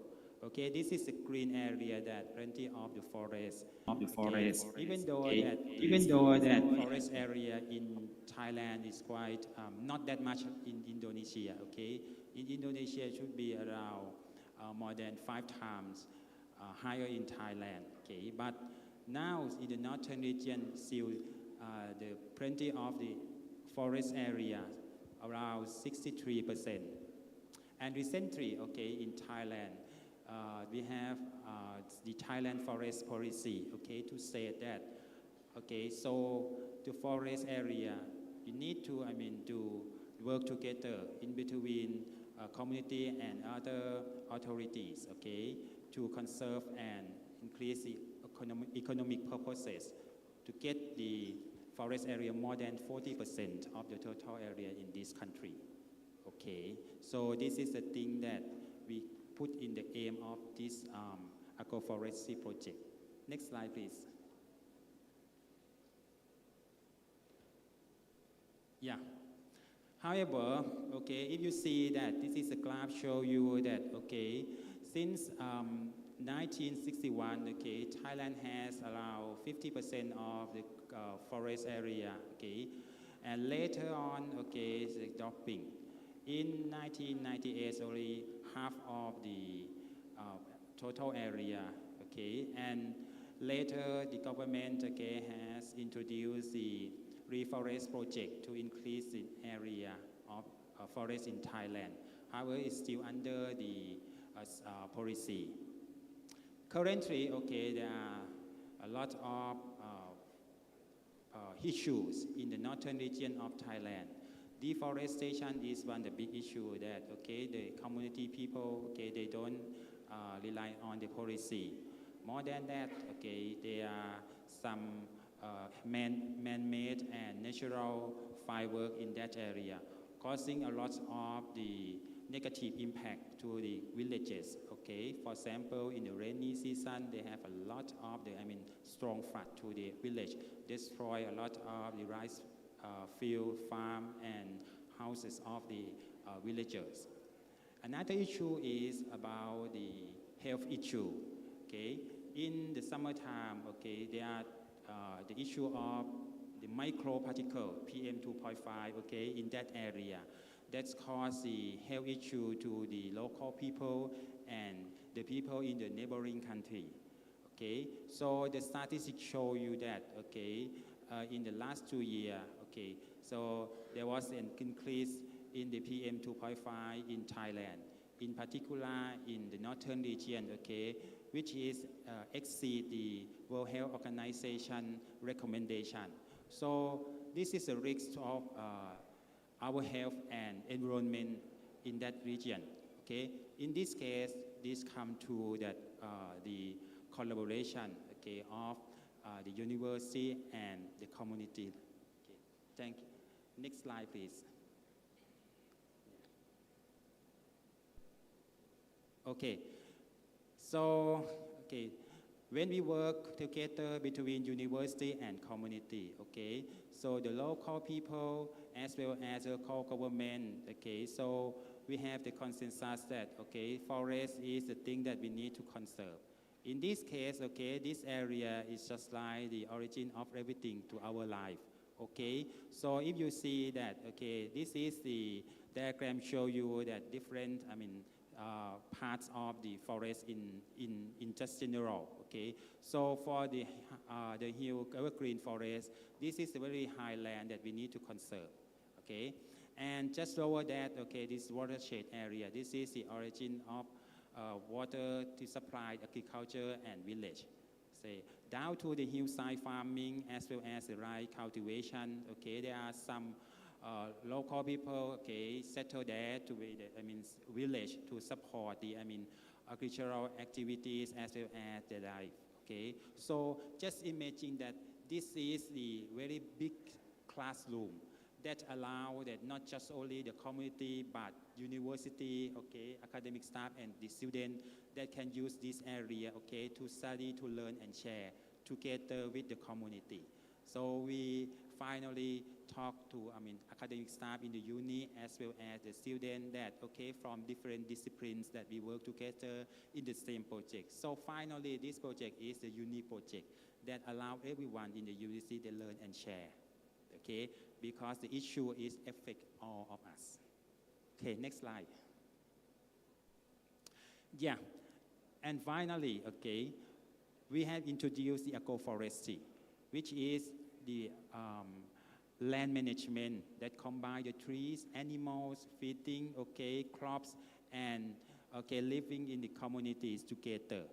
However, okay, this not just only enough, because university is the center of innovation technology.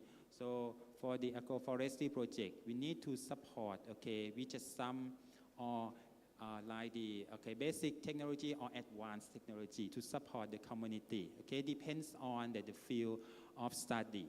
Okay, that can create more diverse, productive, okay, profitable, healthy, and sustainable land use system for community.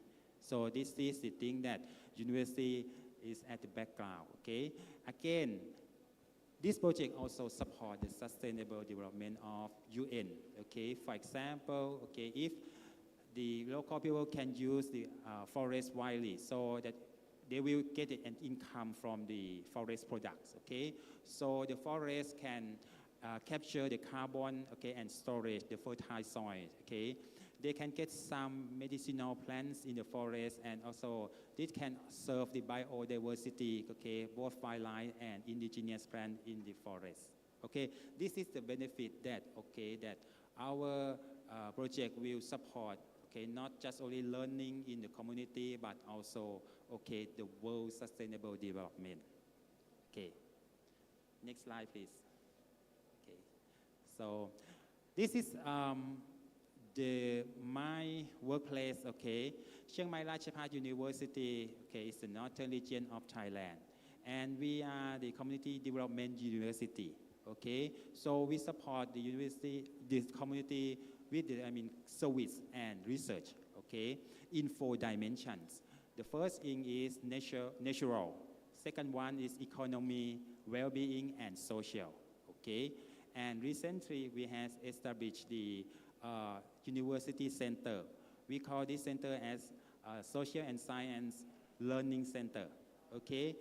This center aims to service and learning, support the service learning to students, okay, allow the academic staff and students to do the service to community, to empowerment them to be a part of the social development, okay.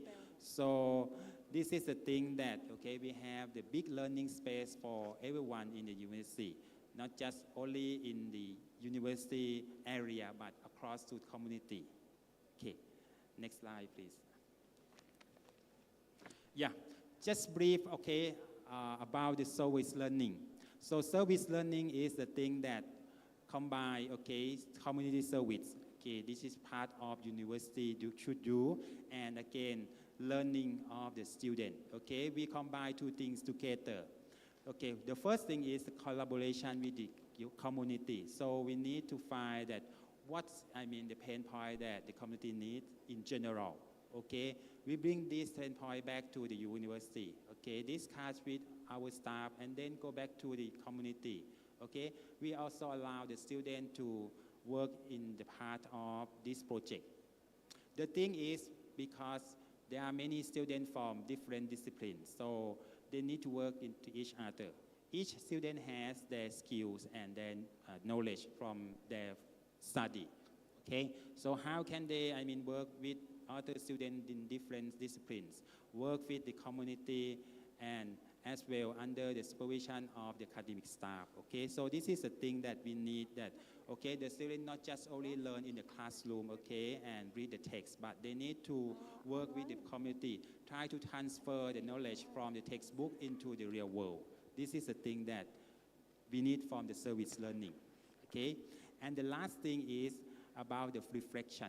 So after the activity, okay, happening in the community, so the student, okay, and the academic staff, as well as the local people, they should reflect, okay, what they get from this project, okay, what they can improve, okay, the community after they, okay, run the project, okay. So we monitor that, okay, by getting some reflections of these participants, okay. So this is the service learning that not just only agroforestry project, but all projects, okay, in the university. If you work with the community, you can adapt, apply for the title, okay? Depends on that, the understand of all academic staff in the university and student.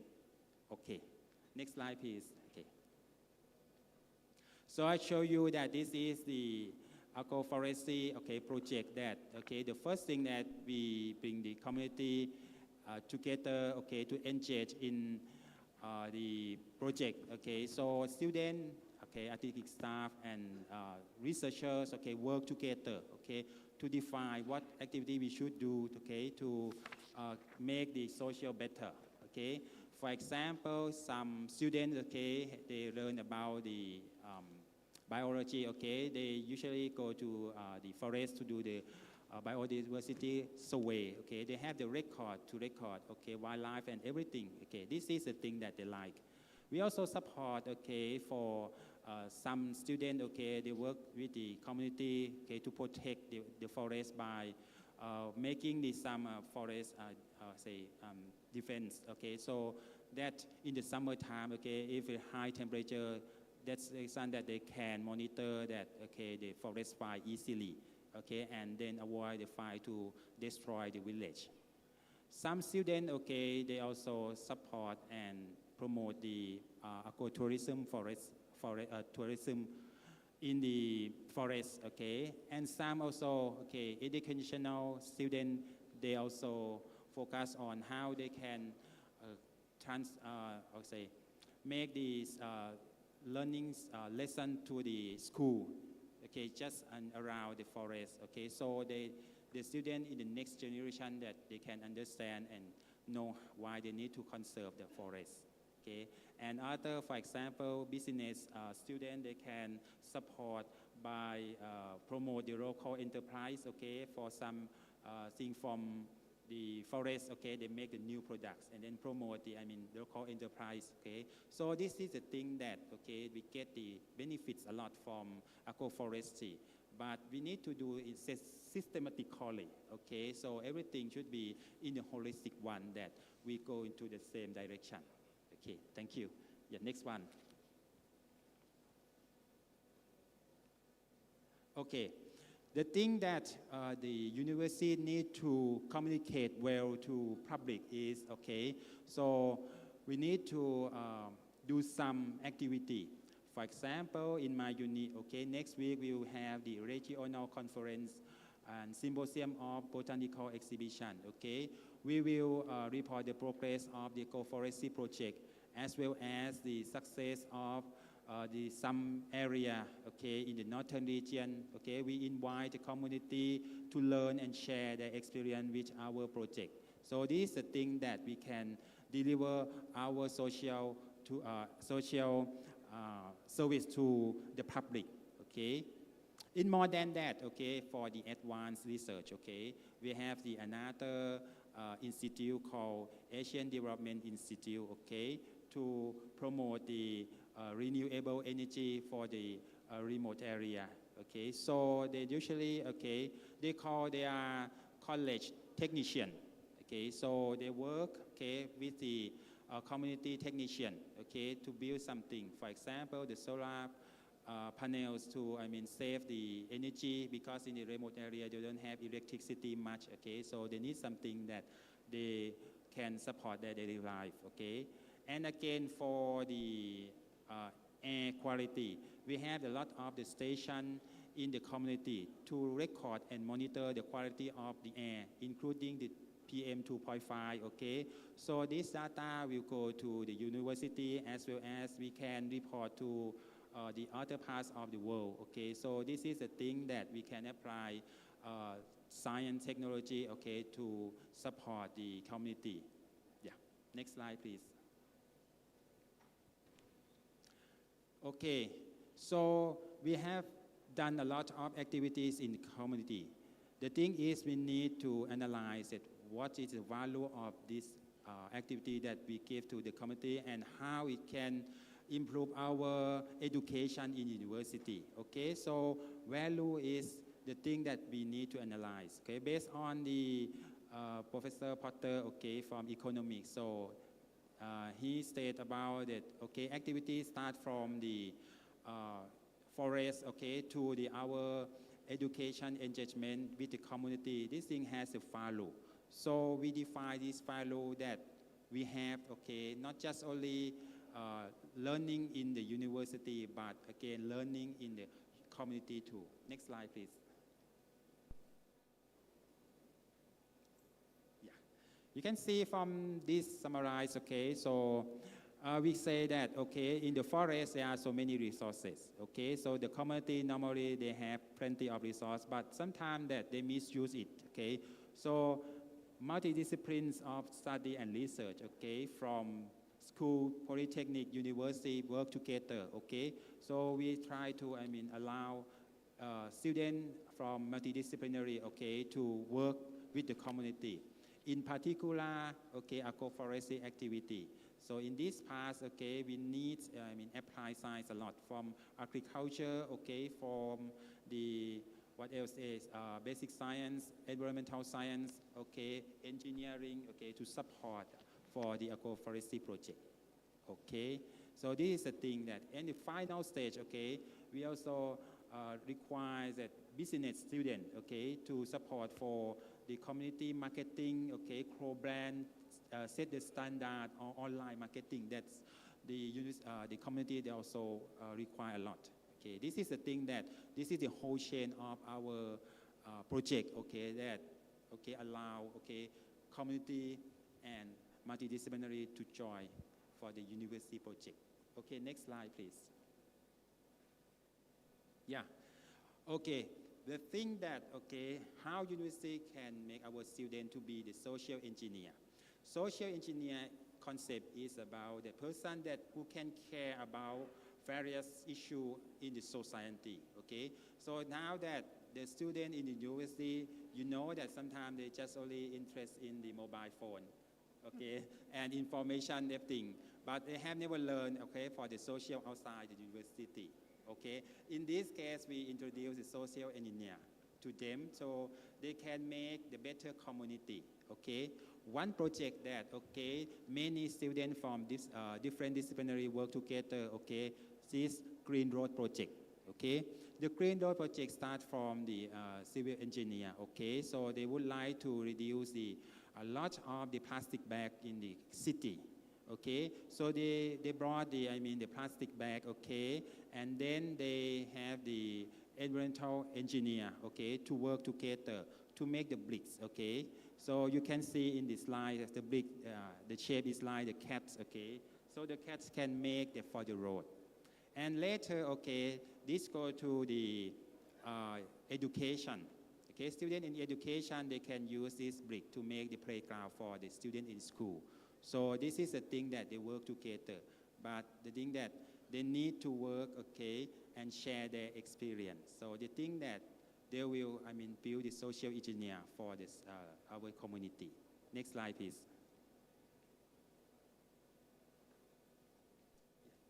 Next one, please. Just okay. We also share our project to other countries, okay, and other universities, okay. So, for example, we choose Bhutan as one of our partners, okay, to share because Bhutan is the country that has a carbon negative and has plenty of forests, okay. So, for Bhutan, okay, so we share about the agroforestry tourism, product development, and solar energy, renewable energy to the country, okay? So we have learned from each other.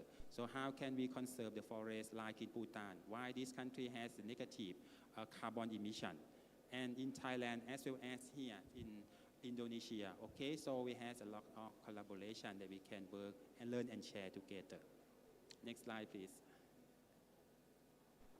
Okay, so my university may be not the research-based university, but we also, concerned about the sustainable development. Okay, so we were with one of the first rank in the Rajabhat University to be the university to sustain the community.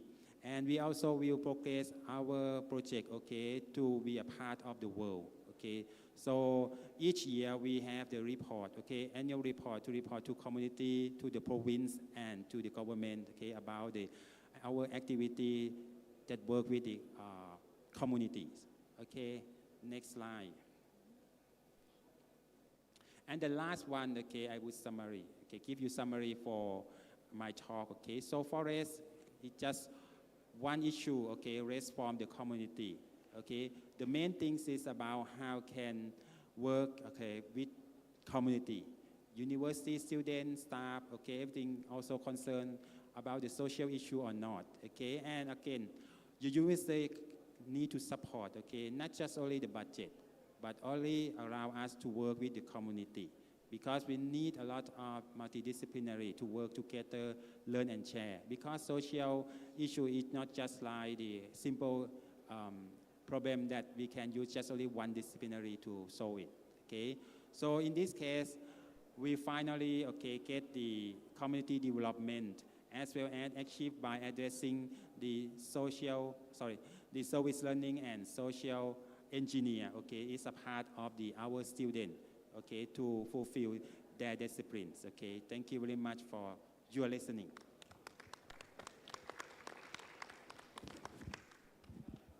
Thank you so much, Professor Naksit. Talking about the agroforestry, yeah, so how we could engage community, academics and students and local government that to build the to save the environment, and then to change into local products that to be in entrepreneur. So actually, you said about how to the students to be social engineer. Yeah. Also, maybe how students to be social entrepreneur. Yeah, because at the end, you produce some local products. Yeah, because of the agroforestry. So the students to be social engineer and also social entrepreneur. Yeah. Okay, so Miss Dr. Sakina Sukri, of course, will talk about that. Okay, so thank you very much, Dr. Naksit. Next, I would invite Dr. Sakina Sukri to present her topics for 20 minutes, please. Pertama sekali, aku mau, Prof Naksit, I'll be mixing English and Malay. Okay? Alright, pertama sekali aku mau berterima kasih kepada Allah SWT giving me opportunity, peluang untuk berada di sini. Mau berterima kasih juga sama ibu bapa aku kerana selalu mementingkan pendidikan, education is very important.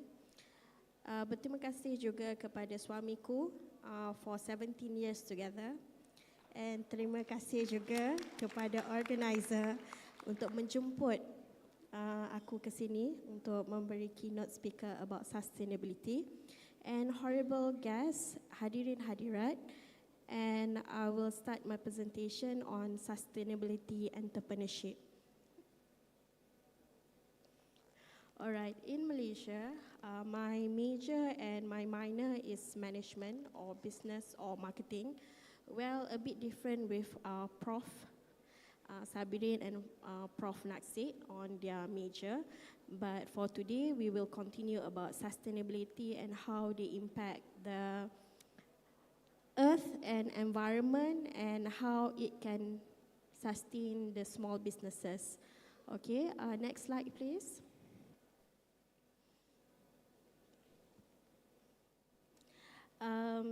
Everyone know what is entrepreneurship. It's about business, and it's about how we want to make sure that we are caring about the environment and also getting profit. Okay, doesn't mean that if you don't care about the environment, it doesn't mean that you are using more things sustainability, doesn't mean that you can't get profit for your business. Some people, they think that by providing paper plastic for your business, for example, they won't get more money or more profit. But as an individual, had you thought about the environment when you do business? So something to ponder, like we should help the environment as well, not just thinking about the profit, but we need to think about the environment. So that's the major thing about this presentation. Next slide, please. Yeah, so as an individual, or if any of you are planning to do business later on, maybe you need to think about the social responsibility orang di kelilingin kita, our environment, and also how to do profit for our business. So next slide, please.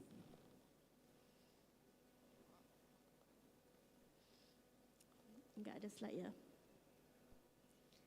Okay, next one. So businesses, when they do sustainability, they need to understand how to create job, innovation towards their businesses and community, and also the things that can help the environment. When we are thinking about sustainability, benda yang boleh membantu persekitaran kita ataupun environment kita, sometimes we start to think about innovation.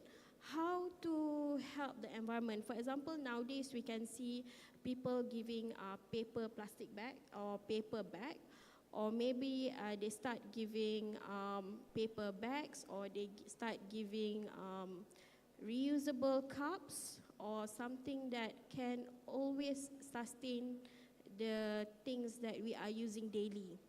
So as an individual or people who buying products from business, sometimes we need to help them as well, because businesses sometimes they are shy ataupun segan untuk memberi benda yang reusable.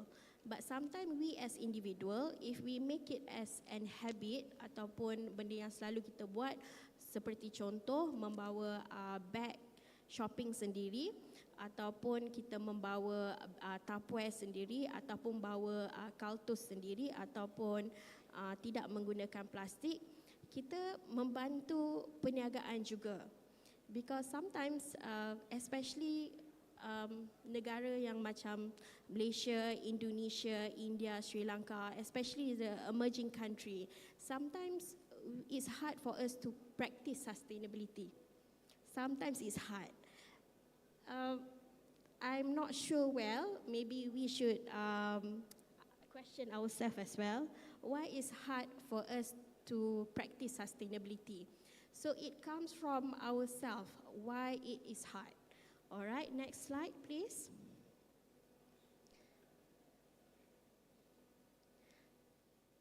So small enterprise, especially like Indonesia, like a very huge country, we can see so many toko-toko kecil, yeah?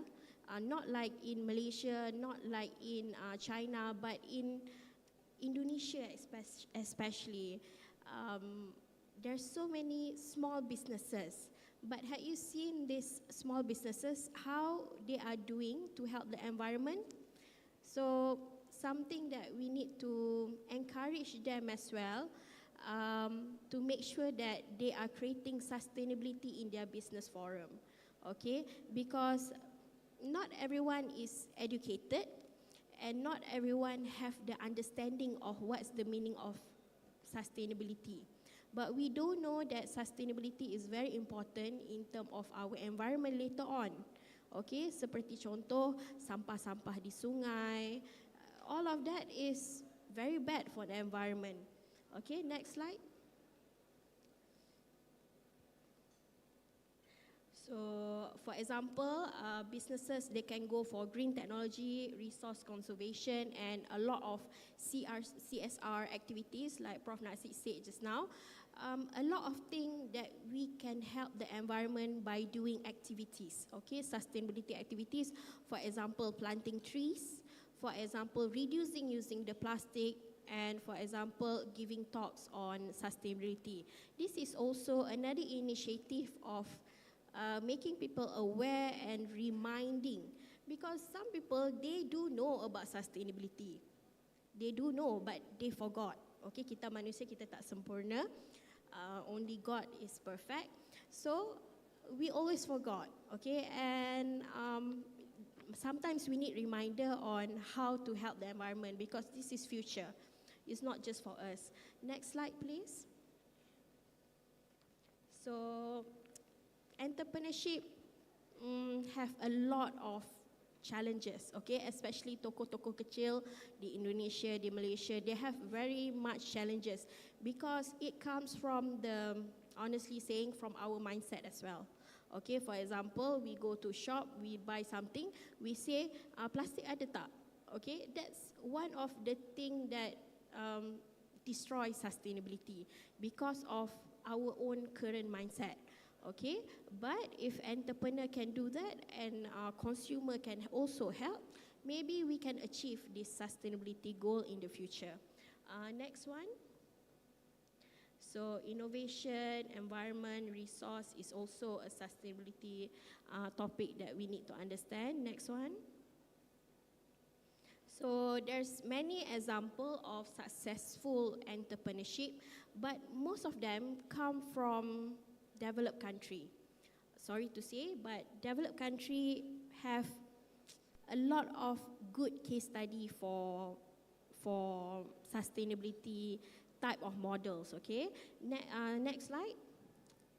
For example, Patagonia is one of the clothing brand, okay? So for the clothing brand, for example, Patagonia, they use 100% renewable electricity and materials that is not harmful for the environment, okay? Because people like us, we especially, I don't know, for women or online, we tend to buy a lot of clothes, okay? Honestly saying, clothes are a waste, okay? Except if you reuse it many times. But most of us buy clothes. But have you thought about how the clothes are being produced? Have you thought how many times you will be using the clothes? And there are a lot of people that only buy clothes just to wear it once. That's not sustainable. All right, so something that we need to also ponder upon ourselves. So next slide, please. So another famous brand, which is from America itself, called Tesla. Tesla is a UV car. Have you heard? Yeah, it's a very famous UV car. And especially on a developed country, UV car is something very common. Okay, UV car ni ada di luar macam mobil biasa. Not like in emerging country that is still struggling to accept UV car, EV car, alright?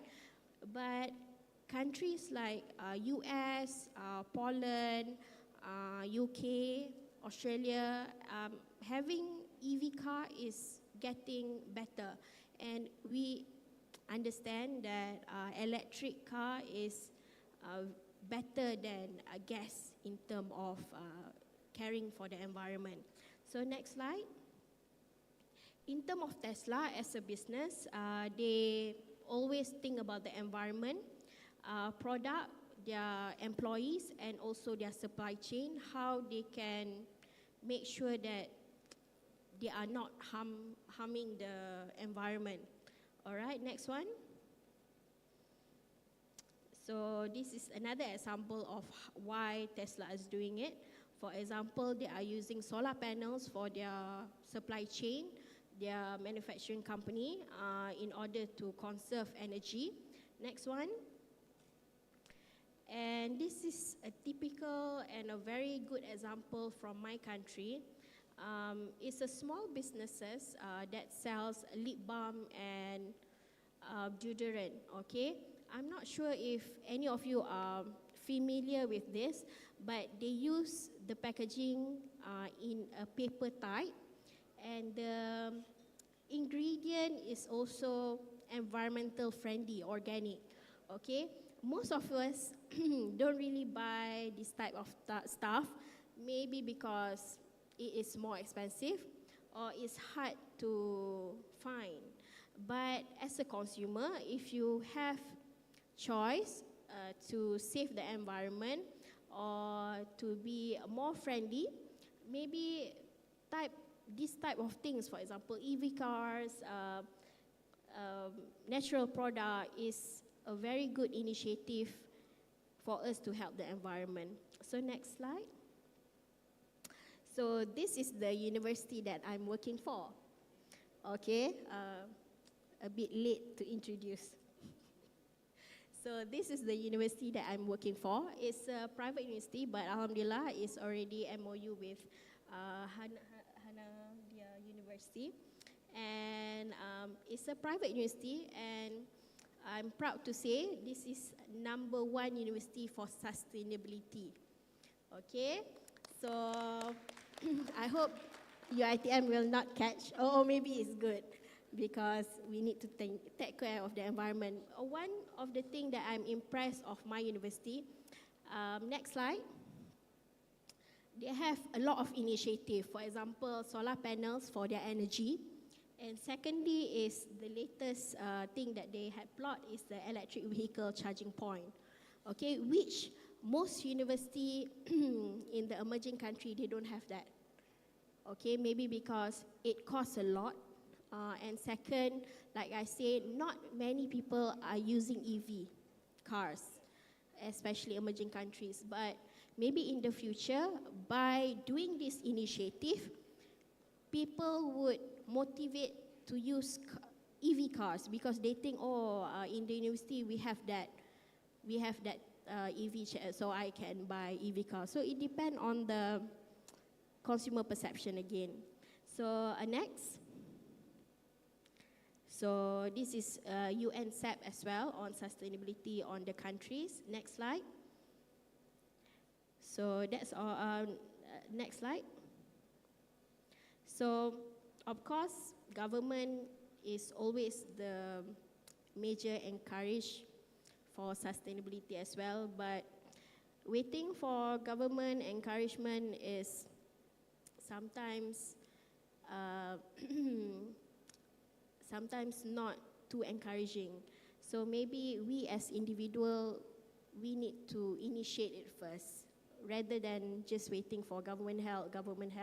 I think we as individual, we can think of how to help the environment, not just waiting for help. Because waiting for help sometimes just demolish everything. All right, next slide. So this is the goals. Next slide. So collaboration and networking is very important to give understanding on sustainability. And small businesses, they can always look into businesses that had done this sustainability activity because maybe they can learn from them. Okay, next slide. So in conclusion, sustainable entrepreneurship holds the key to a better future for our planet, which is very true because waste is too much. Okay, sometimes being a human, we consume so much waste and it will harm our future later on. So let us take action to become a better consumer for sustainability. So that's all for my talk today. Thank you so much, Bu. Thank you. Thank you very much. Please give applause to our speakers. So we have heard all about the nanotechnology, nanoporos, nano Cooper, and a lot of nanos technology, and also we have heard about the agroforestry, how we can engage community, academics, and also students, local government to save the environment, and also how to make the students to be social engineer and social entrepreneur at the end by producing local product as a result of the agroforestry. And then we also talk about, Ms. Sakina talk about the sustainable entrepreneurship, how the business people would take a role in save the planet by using the, not using the plastic bags, not using the plastic resources, and also using the paper bag in their business. So we come to, so that's, I think that's all what I could conclude from our speakers. Now we will invite all the participants who would like to ask the questions about the topics that we have discussed. We still have about 40 minutes, no, 50 minutes to use the time for our discussion. So we come to question session. Please raise your hand. I will first, I will invite Bapak Ibu dari sisi kiri, sisi tengah, dan sisi kanan. Oke, panitia tolong Bapak dikasih mic. Dan please introduce yourself, Pak, before asking the questions. Oke, Bapak, Ibu, Oke, Ibu dulu, kemudian Bapak, kemudian maaf ini jarak jauh, mungkin saya kenal wajah tapi karena jauh jadi tidak jelas. Sebentar Ibu, kemudian di tengah sini ada? Dari ujung sisi kiri? Oh baik, Pak Wahyu, I can see this, Pak Wahyu. Silakan Ibu. Please introduce yourself before asking the question.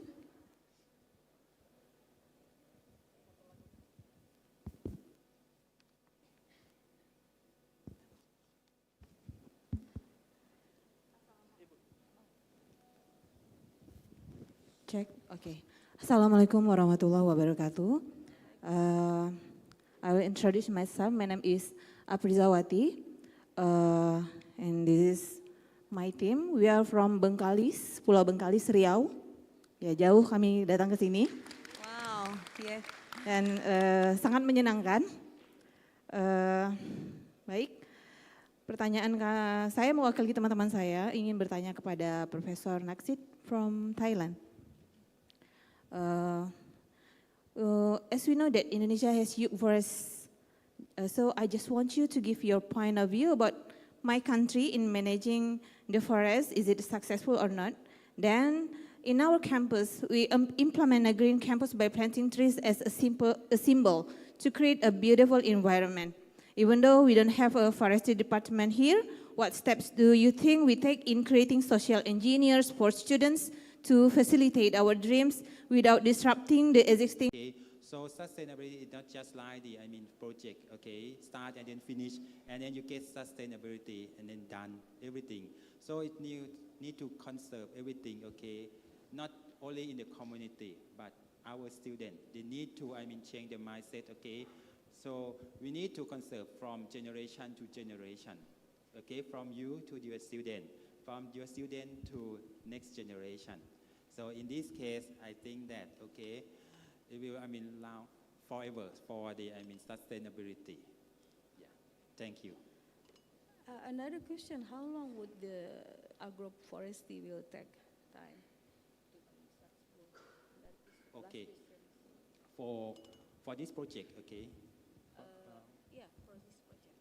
For this project, okay, so normally, okay, so now we are in the progress, okay, so we start this project before the COVID-19, okay, and we still run this project. So this project, okay, not just supported by the university to run, okay, but from the other non-organization government, from the industrial partner, okay, every section in the social, okay, take part to support this project. But the main thing is we focus our student. Yeah, the sustainability is our student to, be the sustainable person. Okay, their mindset is come first, because this is our aim that to, promote our student to be the, the sustainable person. Yeah. Okay. Okay, thank you, Mr. Raksit. Ibu Afriza, Ibu Afriza, sudah terjawab pertanyaannya?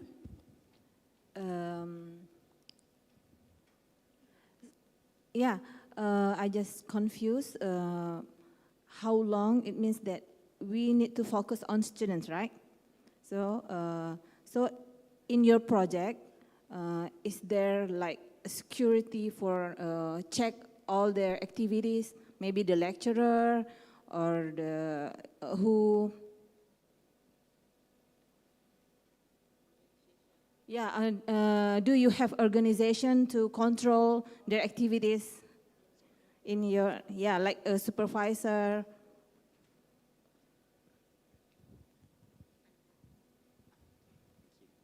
Okay, so we have established, okay, the service learning center. This is university center, okay, that this is a new center that, okay, that handle for the service learning and service to the community. So they introduce themselves to all academic staff, not just only one faculty or any disciplines. They allow the students to, be the members, okay? So students from different disciplines can work together. They have the special program to train the student to be, the first thing is about to be the social engineer. Next one, okay, how that they can engage with the community, okay? So not just only a co-forestry project. It is not only one project. There are so many projects in this center, okay? Depends on the student interest, okay? And they can choose any, okay? So, but normally, okay, this center, the student will work in across the discipline, not just only within, the same field, okay? And the student, okay, they also need to do the, report. Okay, they can work with the different, the staff from different, faculty. Okay, so they can report to the center. Normally, we set up the mini presentation for the student. Okay, for each academic year, they go back to, the presentation. They can save for the credit for the student activity credits too. Okay. Yeah. Okay, thank you very much. Maybe we can apply your project in our campus at Politeknik Negeri Bengkalis. Thank you. Yes, thank you Ibu Afriza, jauh-jauh dari Pulau Bengkalis. Selamat datang di Makassar, ibu-ibu dari Bengkalis. Baik, next question from, silakan Pak. Bapak, silakan. Okay. Thank you, moderator. Thank you for the time. My name is Haspan Murphy. I am a Nasional University student now and also enterprises.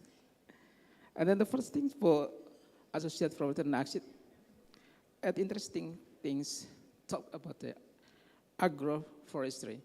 But I said in your presentation that just collaborate university with the community. Why don't you think to expand to collaborate with the industry to give them more impact for the society? I mean that if you collaborate with the industry, like a palm oil plantation, it gives them more impact for us. But if you just talk about the community, it's limited, your capacity, limited your ability, the limited impact for the world. So just think that to make a collaborate more and then collaborate with the industry, specify the industry, have the field work with the forestry. Because if you talk about the forestry, they have a similar impact for the same as in the Southeast Asia country. We have a problem with the deforestation. I think that is for the Professor Naksit. And then the Associate Professor Sakina. That I want just talk about the carbon emission. Carbon emission is related with the industry. In the industry, we have the carbon emission and related the cost of the industry, how they work.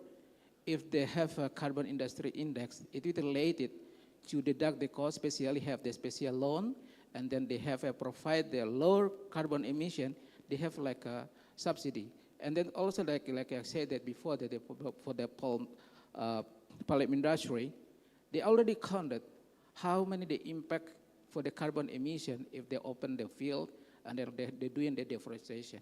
I think that's important for us. In this, if you apply like a parameter for carbon emission for such a kind of industry. I think that's all. Thank you, moderator. Thank you for all. Assalamualaikum warahmatullahi wabarakatuh. Waalaikumsalam warahmatullahi wabarakatuh. Pak Hasan ya, Pak Yes. Hasan Yep. from, I'm sorry, I didn't get where you're from. Hasanuddin University. Oh, Hasanuddin University. I'm a student. Oh, okay, so he's from Hasanuddin University, as you asked before. Okay, Mr. Naskit, did you get what he asked for? Okay, so normally, okay, thank you for the questions, okay, and in my opinion, okay, the thing that, okay, university and community, okay, normally, okay, because we just think about that, okay, the community, okay, some of their member, okay, be a part of our university, so this is their student, okay, so normally, if we can, okay, how to say, have any work or any collaboration with the community, so we can get the really good image of our university, okay? Because the university not just only research, okay, but isolate from the community, but we need to transfer something to community. So they also need the, how to say, support the lifelong learning to the community, okay? Not just, okay, in the academia. So lifelong learning is our student, academic staff, and the local people. They also need, okay, not just only some budget or some help from the government, but the thing that how they improve their quality of life by education. Yeah. So we can, how to say, implement this idea, okay, to work with industrial as well. So not just only community. Okay, for industrial, they have the specific purpose. Okay, they have the very, I say, very, say, relate to the research, more research than the community. So, because university is the center, okay, of knowledge, skill, and innovation. That's why that we need to, I mean, I say, try to, I mean, transfer our expertise to the social as much as we can. Okay, thank you. Okay, thank you, Pak Mr. Naksit. Pak Hasan? Crystal clear, it's clear. Ibu Thank you, Sakinah. Pak Hasan tadi tanya pasal carbon Emission. Emission, Yes. and it's harmful for the Yeah, environment. yeah, yeah. I mean, that's carbon emission is related with the industry. I mean, that's currently to measure the carbon emission will be if the industry produces lower carbon emission, they have like a specific subsidies. I mean, like the loan, they pay lower, and then also the product, if they're dealing with the specific community, they will be more acceptable if they say that the carbon emission is lower than others. Yeah, based on the research as well, carbon dioxide is usually not harmful for the environment comparing to the normal gas that we're using for our vehicle. Okay, so by getting subsidies as well, for some country, it can motivate us as consumer to use these vehicles. Yep. But like I say, if the country start motivating EV charging, for example, like what I had in the university that I'm working for, that can always encourage people to start buying EV cars, okay? Because EV cars for emerging country is not that common due to it's hard to get charging, And second, maybe because of financial as well. Okay, EV cars doesn't cost that cheap comparing to normal cars or the smaller car version. But getting subsidy is always helpful for consumer. If we, especially in Malaysia, we already have subsidy. I don't know if in Thailand, can you get subsidy if we buy EV, doctor? That's it. In Thailand, you have that. Even in Malaysia, we do have, but because of the plug charger, not many people are thankful to buy EV cars. But it is the best if we can use EV car, because we all know that it can help the environment comparing to use gas or diesel. Yeah, but another issue is the high cost of battery. But with innovation, again, most probably we can achieve this goal because of innovation. Battery is getting better, so it's not that hard comparing to last time. So Pak, okay, so jawapannya Pak Hasan? More than less is enough. Thank you. Thank you so much. Thank you, Pak Bu Sakina. Thank you, Pak Hasan. Next question, please. Let me see the time. Keep the time. Pak Wahyu, silakan Pak Wahyu.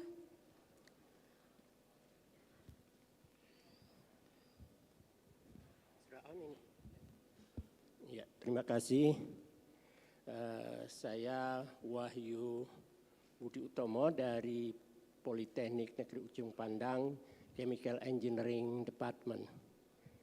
I would like to ask about this nano materials to Pak Sabirin, because I do a little bit research close, not very similar, not 100% similar, but close to that. That is about corrosion, because it was mentioned before that the method to produce the pore and the channel, nano channel, is the reverse of electroplating. Is that correct? Yeah. So it means the process is the corrosion process, basically, because it is the reverse of electroplating. So my question is how to design the size, the diameter of this channel, and then what determines the shape or the shape. Like I want to produce the nanoporous like sponge, and the other things that we want to produce nano channel. So what determines that my process will produce sponge or nano channel, and how to limit? I like my channel, my nano channel this long and this diameter. That's my first question. And then the next one is about the oxide material. Is that material you're working on is for supercapacitor as well? So because I know that the supercapacitor is using two plates and then the semiconductor in between. Is that also applied to supercapacitor in your case? And one more, how to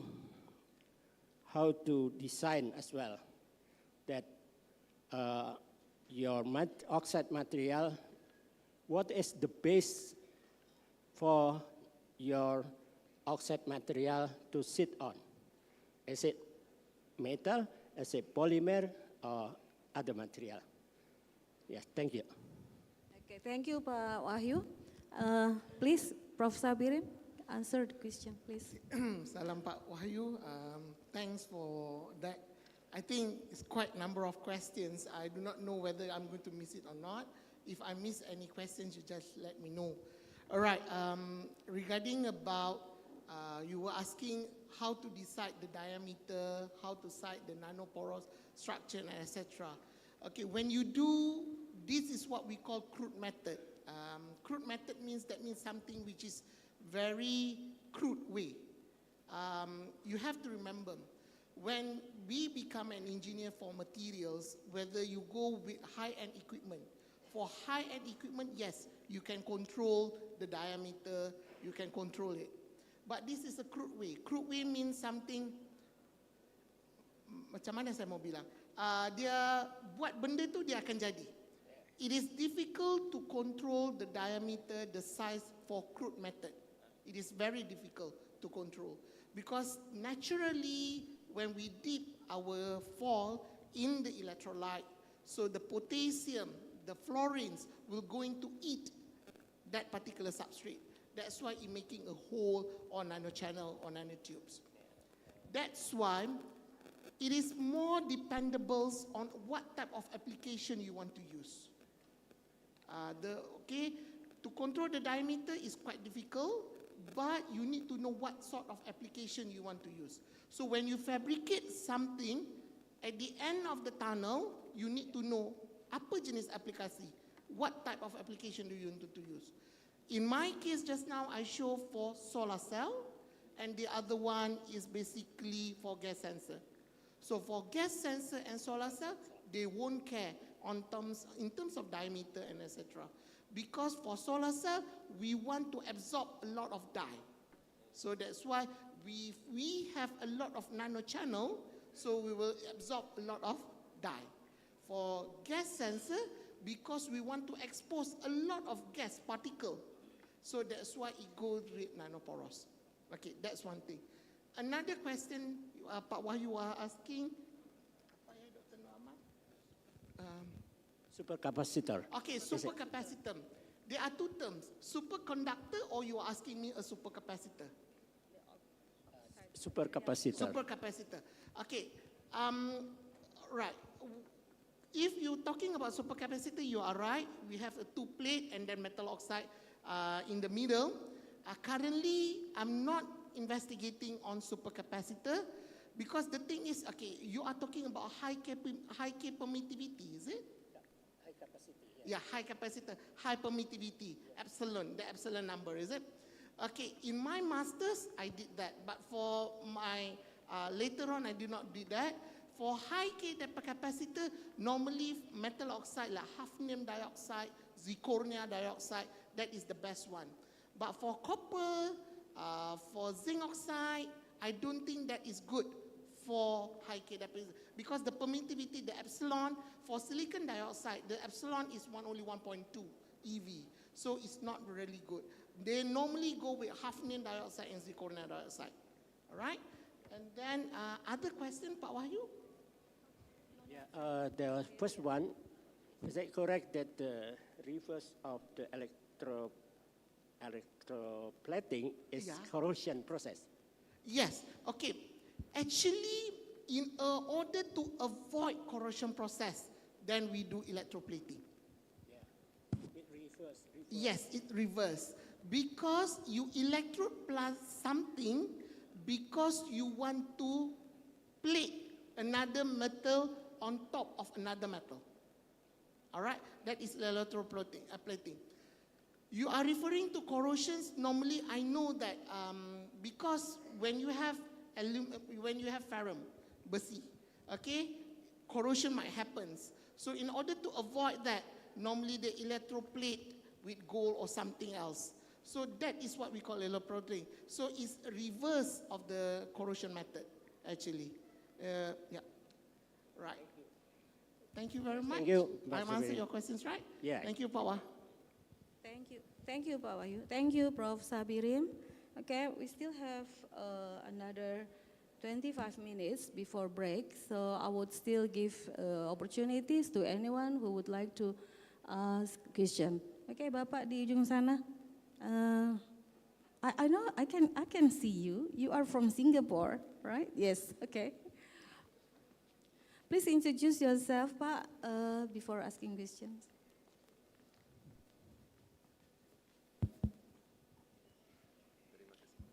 Okay.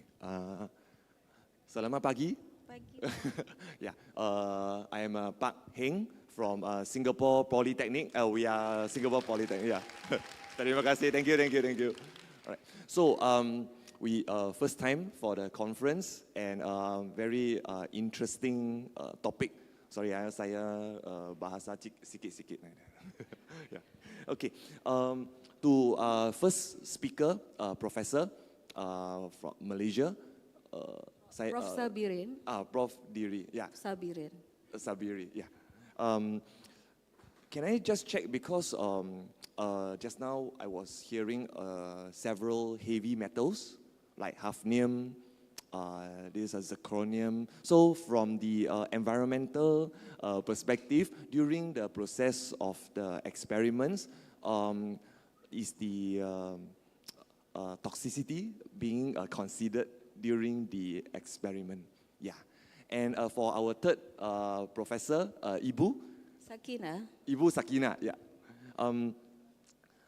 The sustainability, is there any correlation to the UN SDG, the United Nations Sustainability Development Goals? Yeah, correct. So just interested to know. Yeah, terima kasih. Thank you. Thank you, Pak Heng. Yeah. Prof. Sabirin, please. Yeah, thank you very much for the questions. Counterpartner from Singapore. So basically, the answers I'm responding, I'm responding to questions from the audience. Pak Wahyu just now related about supercapacitor. Yes, you are right, hafnium and zirconium is a heavy metal, but it's not too, the toxicness level of lead is much higher than both of them. But in my presentation, we were not discussing about hafnium and zirconia. So my presentation is basically we go with copper oxide, zinc oxide, and niobium pentoxide. Yeah, you are right in that. I'm just responding. Thank you, Pak.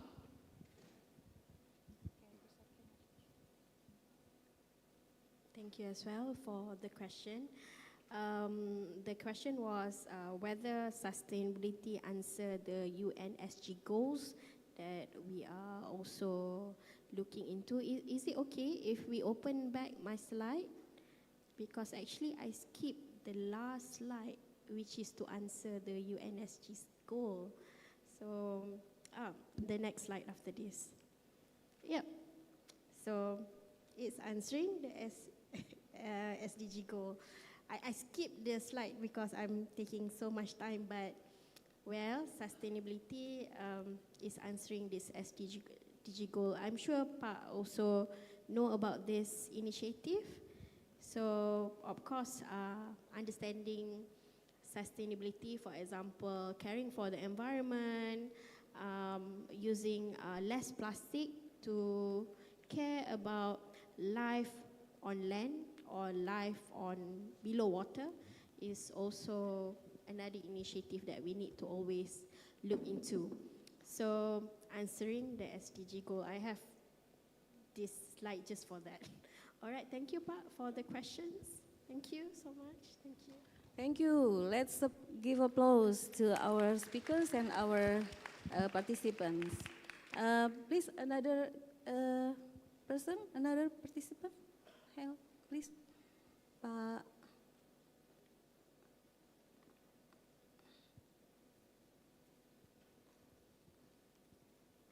Thank you very much. Let me introduce myself.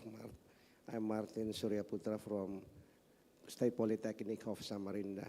The first to Prof. Sabirin,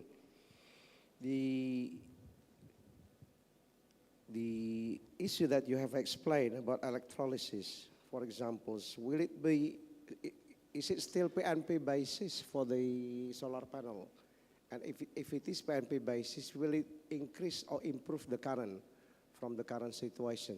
Because the problem with the basis of electricity from the solar cell or the solar panel is that we have very little current. So it is okay, it is environmentally friendly, but in terms of electricity or in terms of the current, it is very small. So when you transfer the current into the, for example, the 2020 fault, you have a problem with, well, now my question is, does it improve in terms of speed for charging and for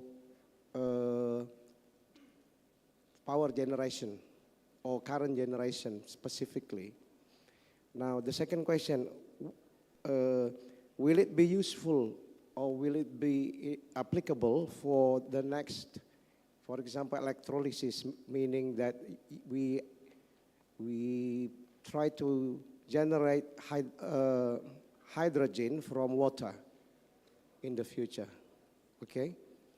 Now, to the second professor from Chiang Mai, my question is, the conservation area that you're talking about, does it have a problem with the government? Because in Indonesia, sometimes we have overlap permits for conservation. So for example, one area, okay, our government is now trying to work out which one belongs to which one by, we have the certification programs for the land at the moment in Indonesia.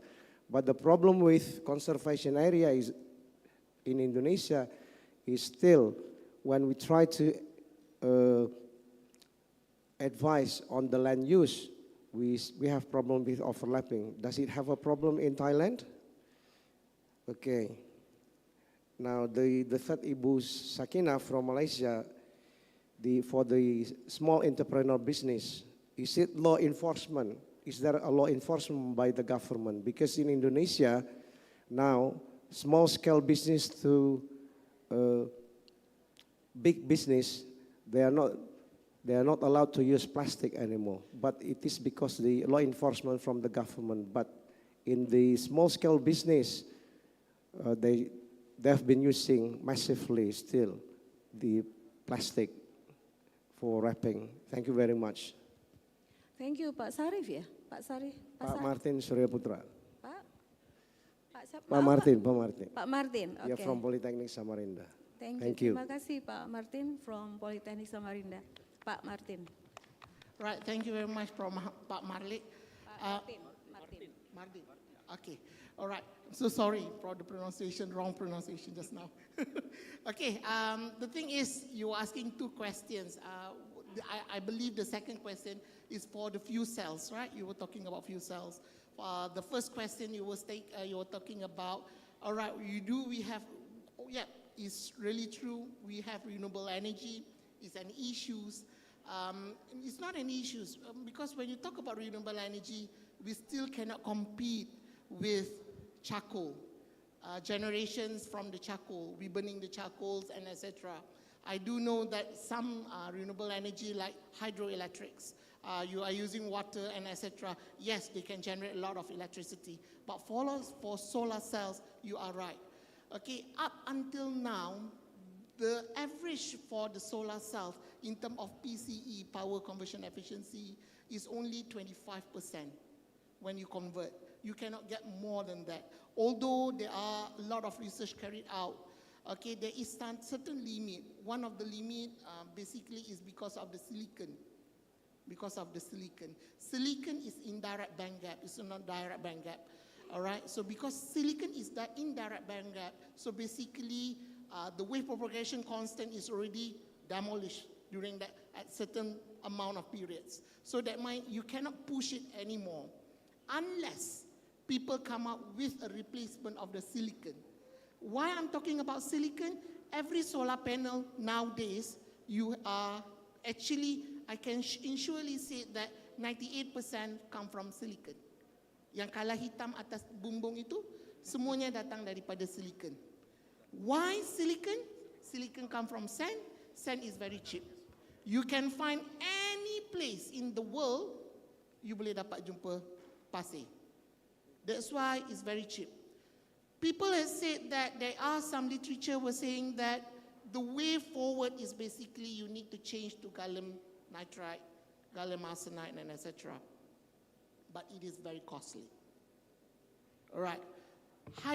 Currently, when you talk about solar cell, if you want to have solar panel on top of your roof, you need to spend a lot of money. You need to spend a lot of money.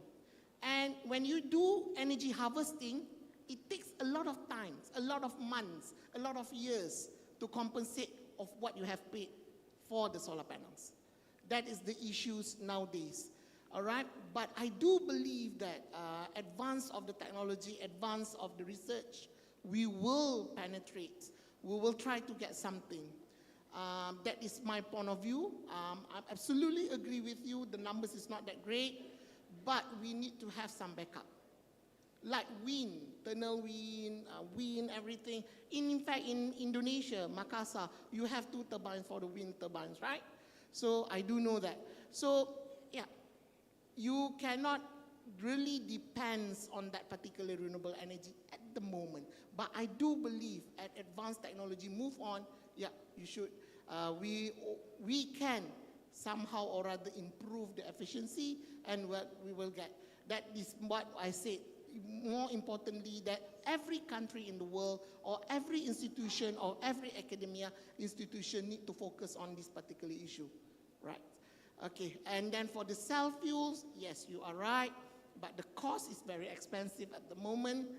The fuel cells, the cost is very expensive. But I do notice that in, for example, Sarawak, they have fuel cell buses operate around Bandar Kuching. Okay, I know that in Dubai, they have a lot of cars using fuel cells as well.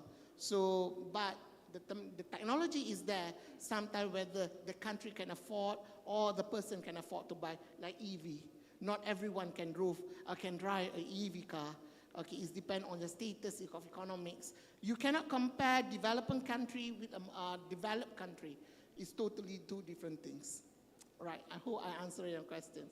Thank you. Thank you, Prof. Sabirin. Please, Pak Naskit. Thank you for the question. Okay, I'll give you in detail, similar in Indonesia. Okay, Thailand has also the issue of the misused land. Okay, so for the evergreen forest, okay, so the government don't allow anyone to enter because this is a very strict and reserved area.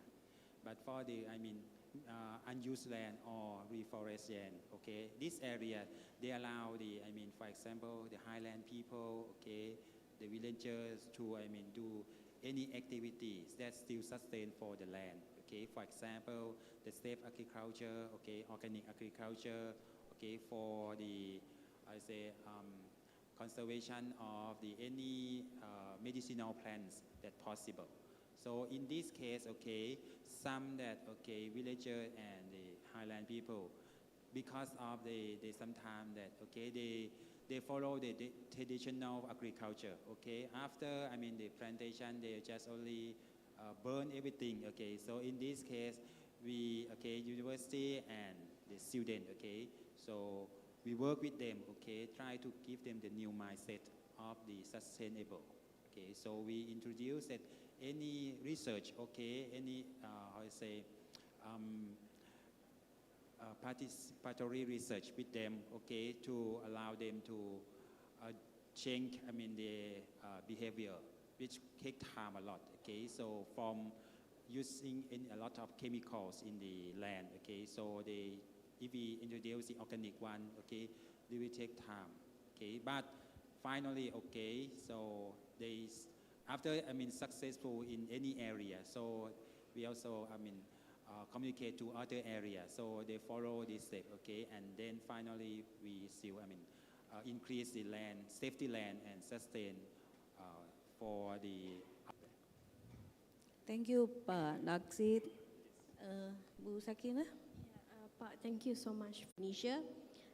Once we reach this mindset, our own mindset, we can help this sustainability.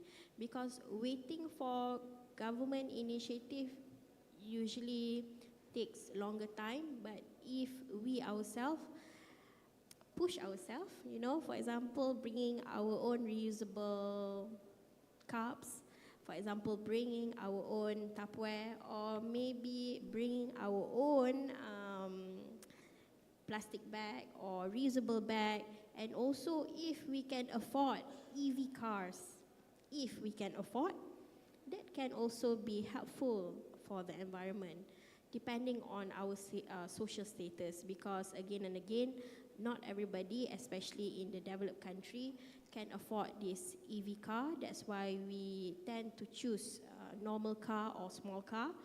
But government initiative is still very low in Malaysia. It's all up to the own mindset. For example, the university that I'm working with, whatever university as well, but it comes from us. I honestly saying, government didn't push MSU to do all this sustainability thing, to be honest. MSU think for themselves. So we as a university, we as individual as well, in the end of the day, we need to think for ourselves. So that's all for my comment, Pak, for government. Pak Martin. Thank you. Thank you, Pak Bu Sakina. Thank you, Pak Martin. Pak Wahyu, closing statement from Pak Wahyu, okay? Singkat, Pak, ya. Yes.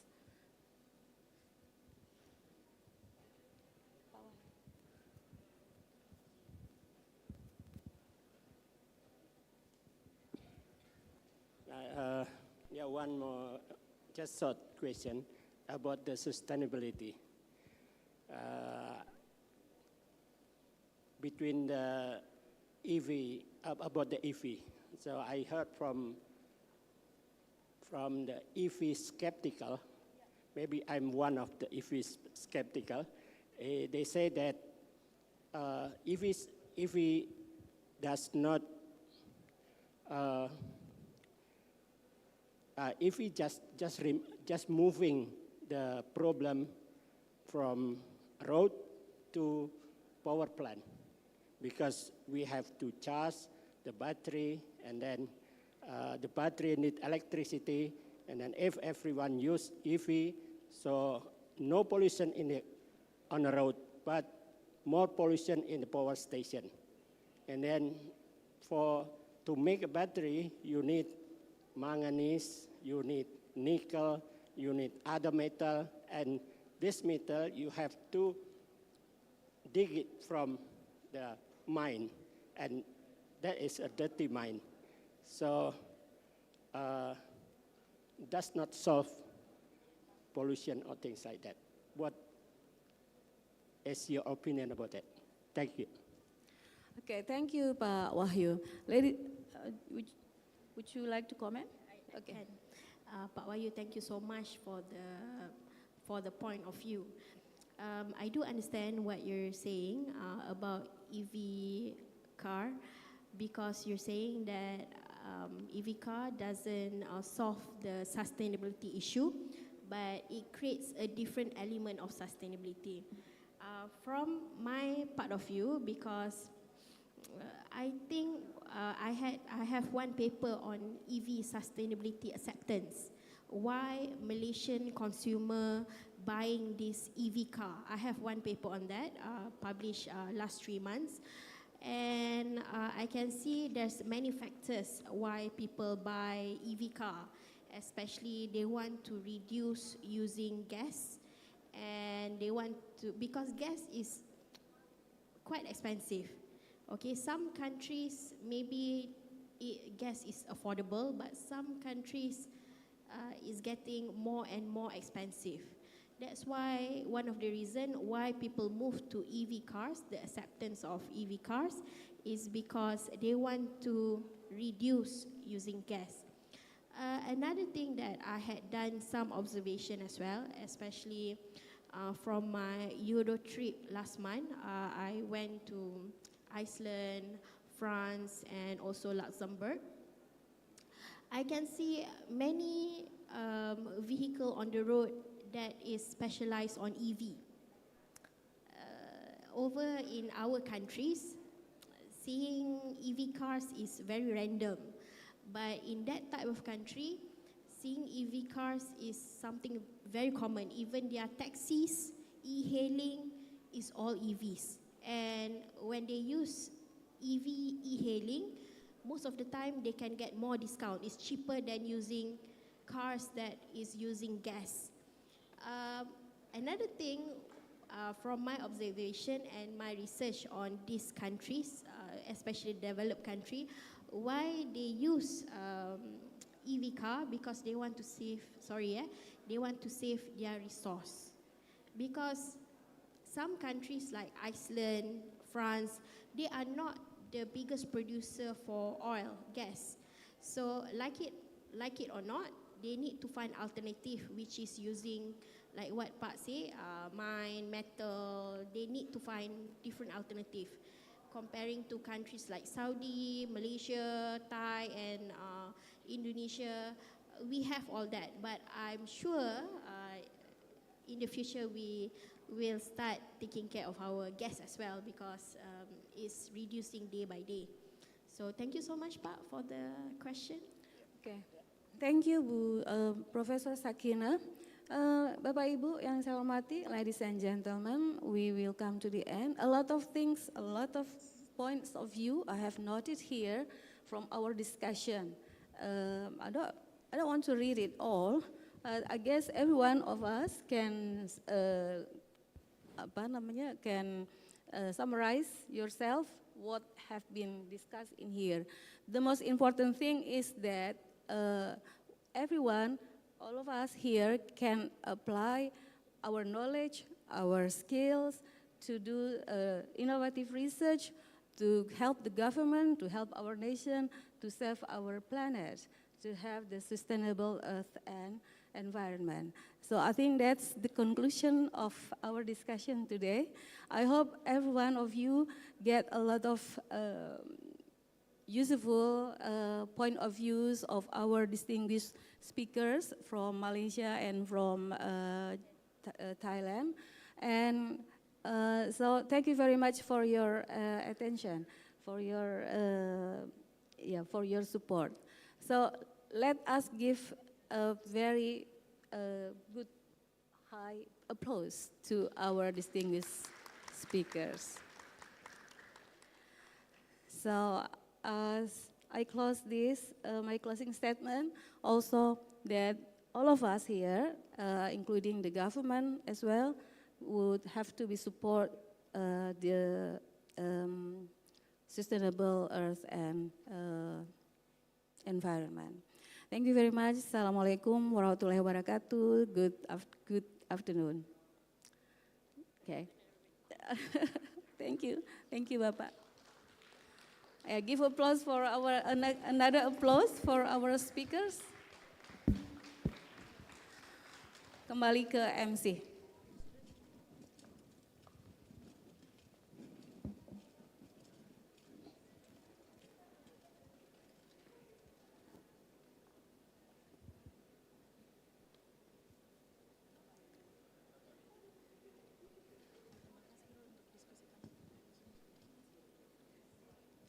Terima kasih untuk diskusi panel yang telah dilaksanakan. Sekarang kami mengundang Kepala Pusat dan Penelitian kepada Masyarakat Politeknik Negeri Ujung Pandang Makassar, Dr. Abdul Qadir Muhammad M.Eng, untuk naik ke atas panggung dan menyerahkan cindera mata dan sertifikat kepada keynote speaker. Kepada Dr. Abdul Qadir Muhammad M.Eng, dengan hormat disilakan. Dan kami juga mengundang Ketua Panitia Imcas, Profesor Insinyur Sugiarto, ST, MT, PhD, untuk naik ke atas panggung dan memberikan cindera mata serta sertifikat kepada keynote speakers kita pada acara hari ini. Kepada Profesor Insinyur Sugiarto, ST, MT, PhD, dengan hormat dipersilahkan.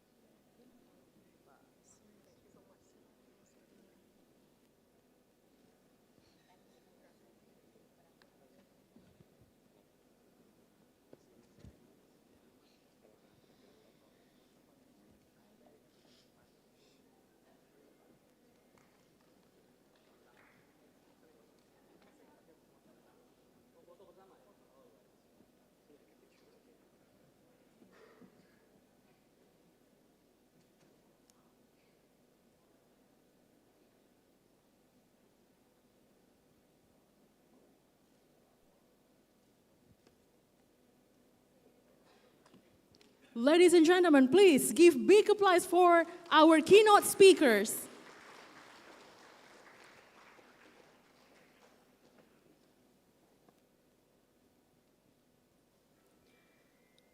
Dear ladies and gentlemen, for the next sessions, the attendees are welcome to lunch break and praying time. Also, ladies and gentlemen, the lunch will be served outside of this room.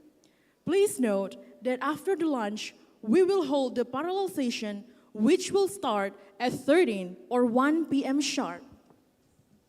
Selanjutnya, para hadirin yang terhormat, sekarang telah memasuki waktu isoma.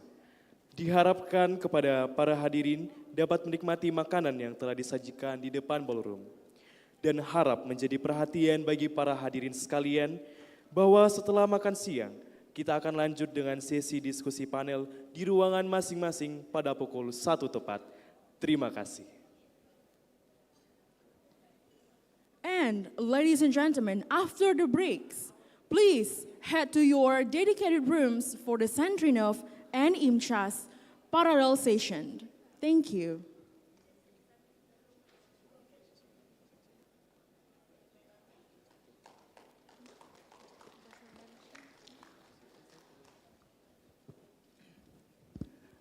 Baik Bapak Ibu semua, alhamdulillah kita sudah menyelesaikan plenary session pada pagi hari ini. Jadi selanjutnya masuk isoma, istirahat, sholat dan makan sampai dengan